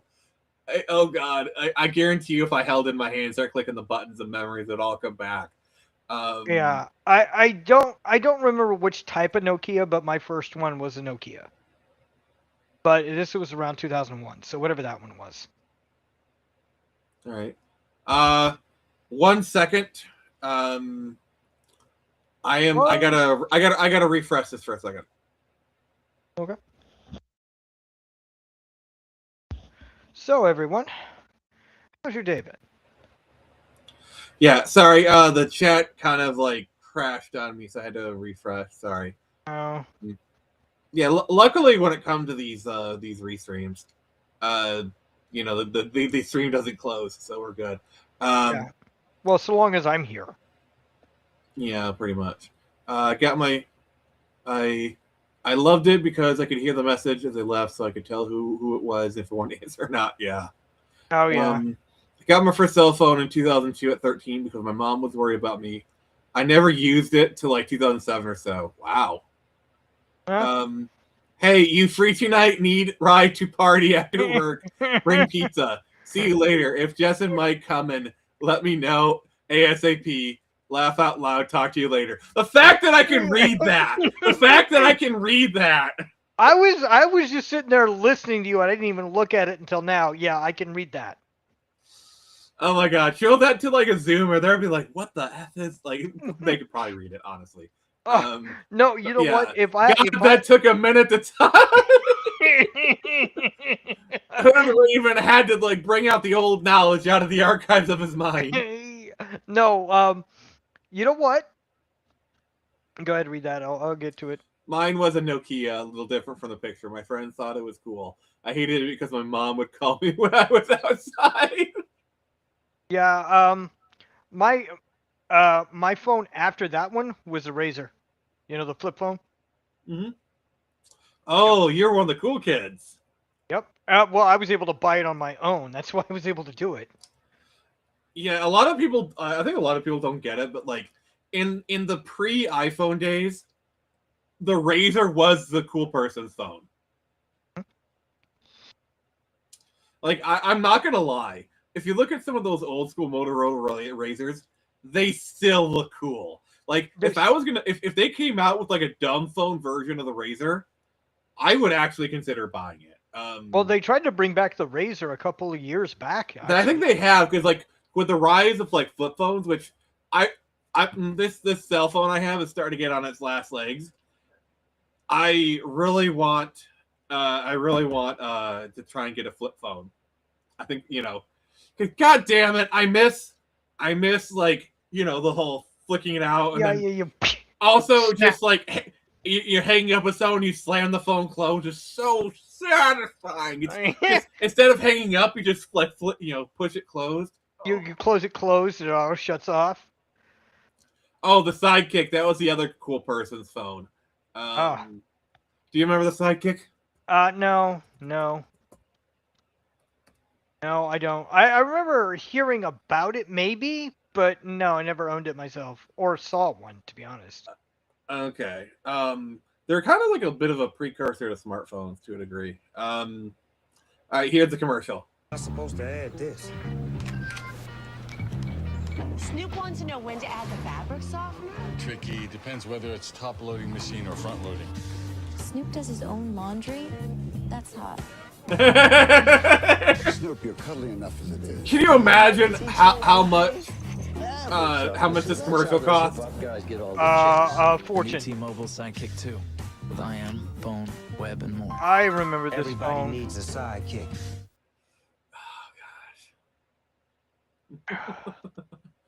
Oh gosh. Come on.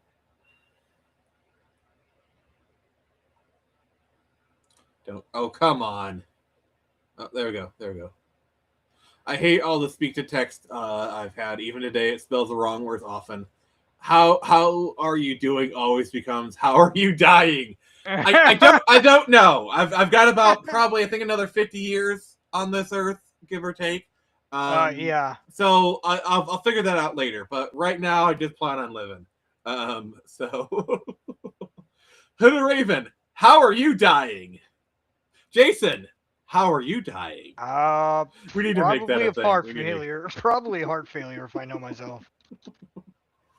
Okay. Here's a question, and this is for the chat as well. How do you want to die?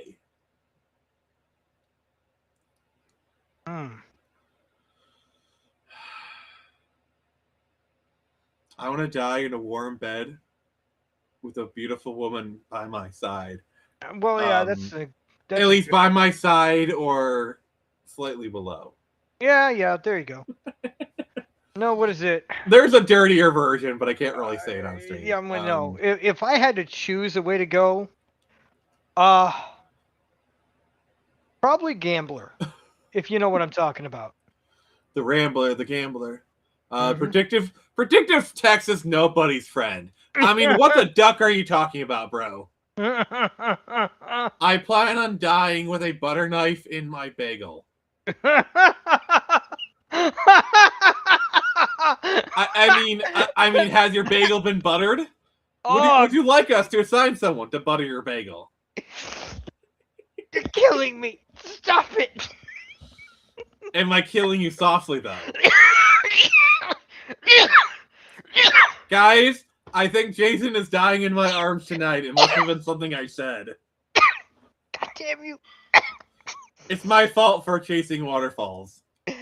Oh, God, you are not making this easy. I mean, it's always my way. It's my way. My way or the highway. Oh, I was 2 steps ahead. God damn it. Oh, there's one thing I can safely say about these streams. It's hilarious. I would hope so. Oh my gosh. Yeah, I just looked it up. The last Razor was made for 2025. They haven't put out any new versions.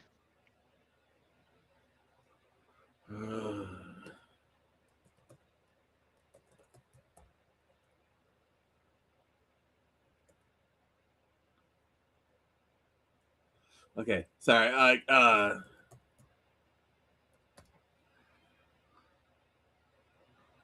right. Waiting for it to load. All right, Jason. This next clip for you. It's only 17 seconds. We can get away with it.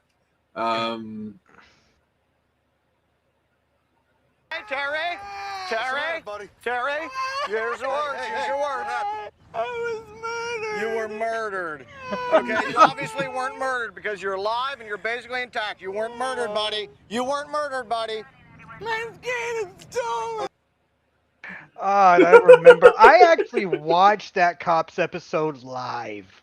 Or not live, when they first aired it. I still love it. All right. How do I want to die? Something heroic or something like that. I have a fear of dying in my sleep. No one else does. I just don't like the thought of that. I know I'm weird. Yeah, that's like a lot. You know, like the trend of like 10 out of 10 bleed out spot. Like that's one of those like strictly guy things. Like women don't you like what is with this like 10 out of 10 like, you know, because they don't understand. A guy's biggest fantasy is the enemy is charging, and one guy says, "Go! I'll hold him off." No, don't do it. No, you go. You have a family to protect. I have nothing. Mm-hmm. It's like you're a good man, sir, and he's like, you know, kind of thing. Yeah, that's like a guy. That is like that is the ultimate male fantasy right there. Yeah, right there. Yeah. It's like that image from Saving Private Ryan of Tom Hanks' character. He just got his Colt 911 against the tank. Yep. Reno is nut. What kind of nuts? Pistachio, almond? Oh gosh. Oh my god. So true. It's a guy thing as the protectors. Yeah. Yeah. You know, it's like another male fantasy. It's like a guy walks into the room and he sees a woman that he cares about. He could be his wife, his daughter, and she's got like a black eye. He's like, "Who did this?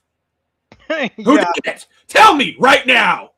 You know, and the woman's like, "No, it's not." You know, and you know she tells him. The guy just tears out of there and maybe grabs his friends and they enact justice, like you know, kind of. Yeah, thing. no.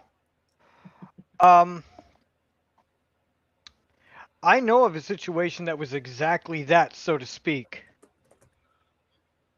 One of my old bosses protected one of his friend's daughters because her husband was not pleasant. And they had her held up in a place at his house, and the not so nice guy showed up at the house. He's like, "No, you can't enter." All right. This is like, yeah.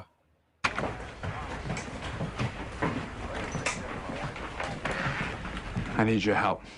I can't tell you what it is. You can never ask me about it later, and we're gonna hurt some people. Whose car are we gonna take? That's if that is how your friend answers, you know you got a real one. Yeah, A real friend will help you bury the bodies. No. A good friend is somebody you can call to bail you out. Your best friend will be in jail right next to you going, I can't believe we just did that. I'm not Abe Lincoln. I'm pretty sure this definitely got derailed. Today is a glorious day to die. What a day! What a lovely day! Exactly. Oh.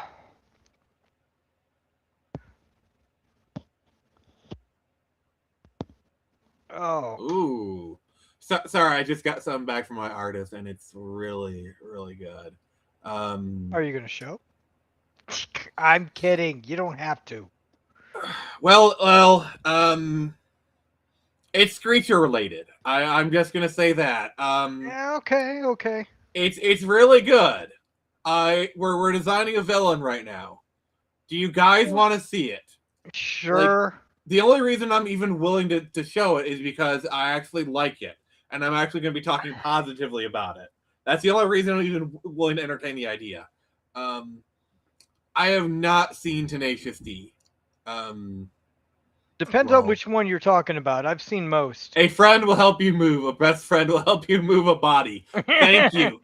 Thank you, Vandross. Thank you. All right. How many likes are we at currently? I can't really see the likes. I can tell you. Let me refresh. Yeah, let me look at my phone because It also says 7, but you know mine. It's always bad. It's always one down. Tell you what, guys, get me to 10 likes, and I will show you not just the concept art, but page 1 of volume 2. All right. I can tell you. Sorry, I'm about to like my own stream. I'm cheating. Yeah. Is it cheating or am I helping you guys? It's helping. It's helping. YouTube can never tell whether you liked your own stream or not. I mean, I think they can tell, but you know. Does it matter though? You matter. Well, yes. Oh. I'll tell you what. I'll tell you what though, Jason. I'm gonna put it in my Twitter group. Oh yeah. Then that way you can see it. There, oh how yeah. about that? Yeah, for sure. Yeah, and then I also got page 1 of volume 2, and oof, chef kiss. Arden did a great job. Oh gosh. So I will say this though, since we're kind of knee deep in a stream right now, likes for my other YouTube comment. There you go. Yeah. All right, let me double check here. All right, if this is a oh, it says 8 for some reason. Well, I Let me refresh. See what happens. Oh no! I got you. Oh yeah, it's saying 8, but meh. Okay, now it's at 8. Oh, okay. Now we're at 10. We're good. We're at 10. Okay. Oh my God, Hooded Raven, you a-hole, you freaking a-hole. All right, L's in the chat for Hooded Raven because he's an a-hole. Hooded Raven, I ban you for no, it's fine. Okay, this is how we're gonna do it.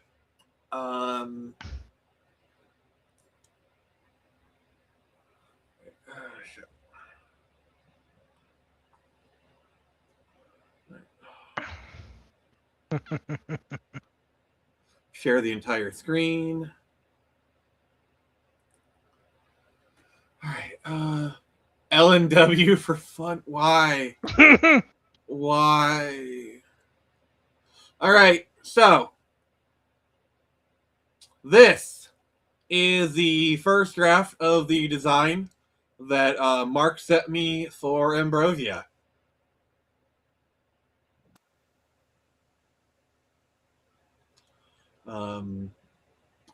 Okay. So yeah, this is the first pass, and may I say this looks great.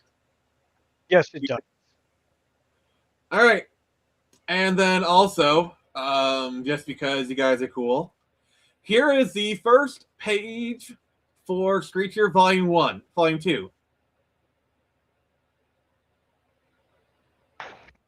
I like it. I've been saying it the entire time. I like the layout.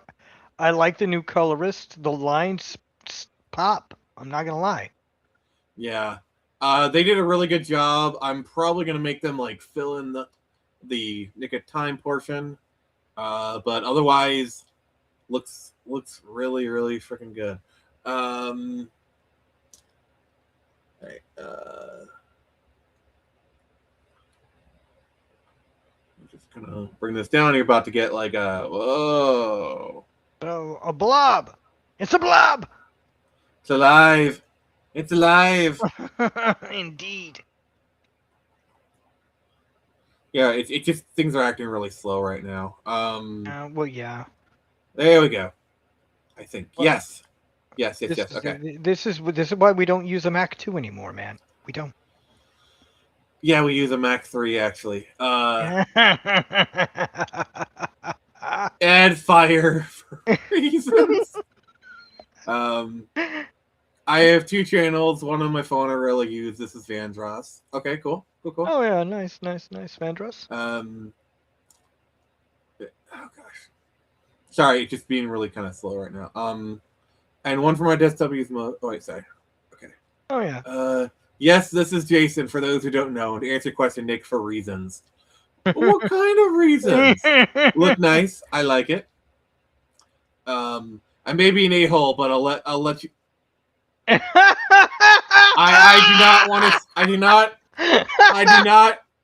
do not want to see your pet starfish, Hooded Raven. I do not wish to see it.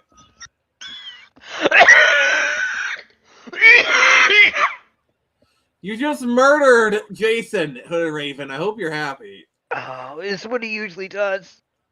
Yeah. So, Vandross, in case you don't know, comic books are kind of my main gig, and I do Screecher, and we're getting ready to do Volume 1 trade coming up in June. In fact, I'm going to tell you the day it launches. June 5th, Friday, June 5th. So here's the timeline. Next week, I'm putting out a teaser. The pre-launch is going to start May 1st. By that time, we will have a trailer. Lost Lenore is working on a trailer. She's been working with me since issue 1. It's going to be great. I got the cover by Joan Sontag coming, so it's going to be really freaking cool. So yeah. So in May, I'm going to be pushing that really freaking hard. And Jason, that's a link you better have on handy starting in May. Yeah, you're gonna have to send me that link. Oh yeah, I can provide it to you. That's the way. Yeah, I'm just gonna put it in my link files, or my link Word doc, whatever. You know what I mean? Yeah, I got you. Where's my twin brother so I can just beat something to death with an iron pipe? I need to. Yeah, you do need to. I would say. Okay, so here's what we got for you guys. We're gonna kind of start wrapping up here because we are past the 2-hour mark. Next week we're gonna be talking about the Nintendo Ultra 64. That'll be cool. Get the name of Ultra, did they? That was its original name, so I was just trying to make a joke. But tomorrow we're doing KOTOR 2. That's gonna be freaking awesome. Sunday is going to be Pokemon Fire Red. Monday, we are doing Multiplayer Monday. We're going back to Marvel Rivals, everybody. It's going to be me, Jason, Pence, anybody else who wants to play with us. That's the Marvel Rivals stream starts at 7 on Monday. And I also may be doing a stream on Thursday with John Longbox. Oh, Keely. Good to see you. Hey, Keely. I'll get it when it comes out. Nice. Kickstarter launches June 5th, my friend. We are just wrapping up. Keely. We were talking about the Super Nintendo. Also, Keely, just to let you know, Screecher Volume 1 comes out June 5th. And Vandross. you're actually very fortunate because we are doing the trade paperback for Volume 1. So it's like 4 issues. So you're getting the... Sorry, I thought I heard some knocking. You did. I heard knocking.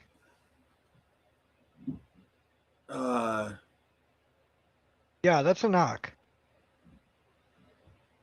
Yeah, I think it's all right, I'm just gonna keep going.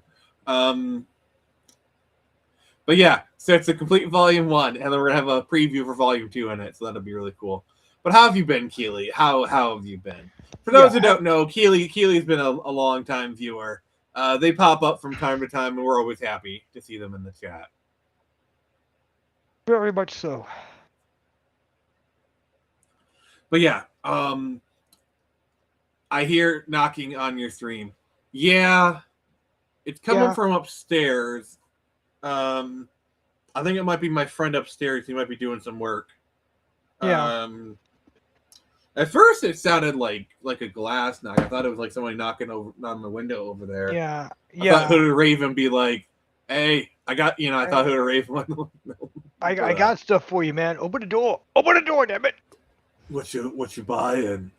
Ah.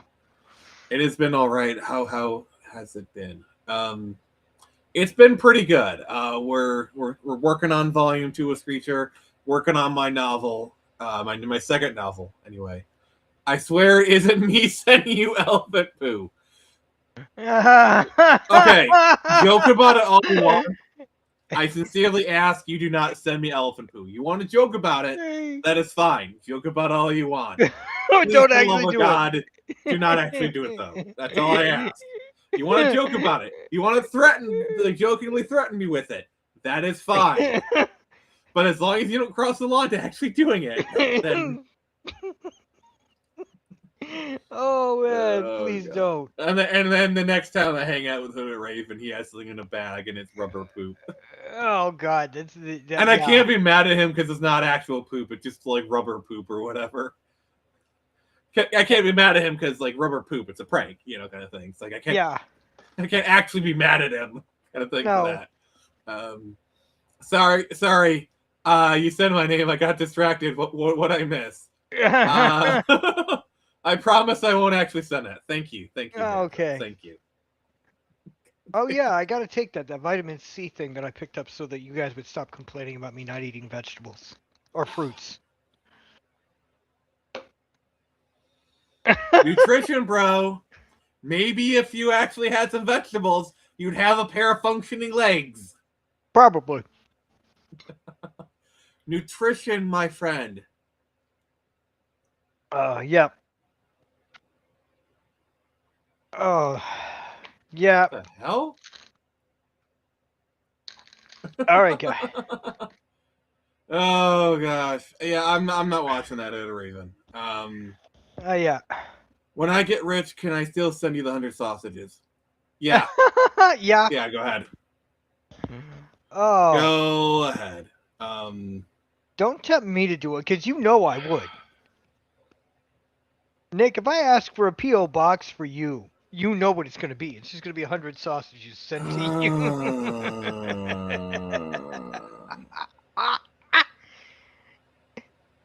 Well, it's either that or a box of nothing but 100 cases of lasagna, just for the laughs. Gotcha. No,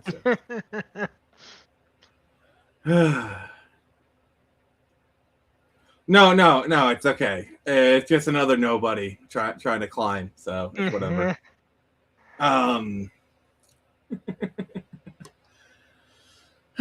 But anyway, yeah. So Thursday, I haven't arranged it yet, but I'm hoping to maybe do another Comics Watch John Longbox the Superman episode. We'll see. Me and John had talked about it. He said like wait 2 weeks. I'm gonna message him. I don't know, probably within the next few days. See what's up. But yeah, Monday we're doing multiplayer. It's gonna be great. Tuesday is gonna be really great because War Master is finally coming in. We'll be talking. So I already know I'm gonna regret it having Pence and War Master in the same stream, just talking Warhammer. For the first hour, I'm gonna play Fire Warrior, whatever the Warhammer game is, and the next 2 hours are going to be your requests. Also, we are doing really well for the one chip challenge. Let me just kind of check here. We're halfway there. We're at $52. So yeah, we're halfway towards. Thank you, Vandross. I am excited too, because I'm finally putting out a trade, and then Volume 2 is coming along really great. I'm really can't wait for you guys to see that. Mm-hmm. So yeah, we're going to take off here. We went on a little bit longer than we usually do, but next stream is going to be tomorrow for KOTOR 2, starting at 6.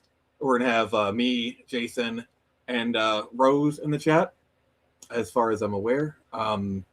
She messaged me. I didn't read it, so she may have to cancel, but if that is what it is. But so anyway, we're going to take off now. Thank you, everyone. Thank you, Jason. Thank you, Vandross. Thank you, Hooded Raven. Thank you, Nathaniel Brown. Thank you, Keely. I appreciate all of you. And as always, this has been Nick from the Phoenix Press. And remember, I can only show you the door. You're the ones to walk through it.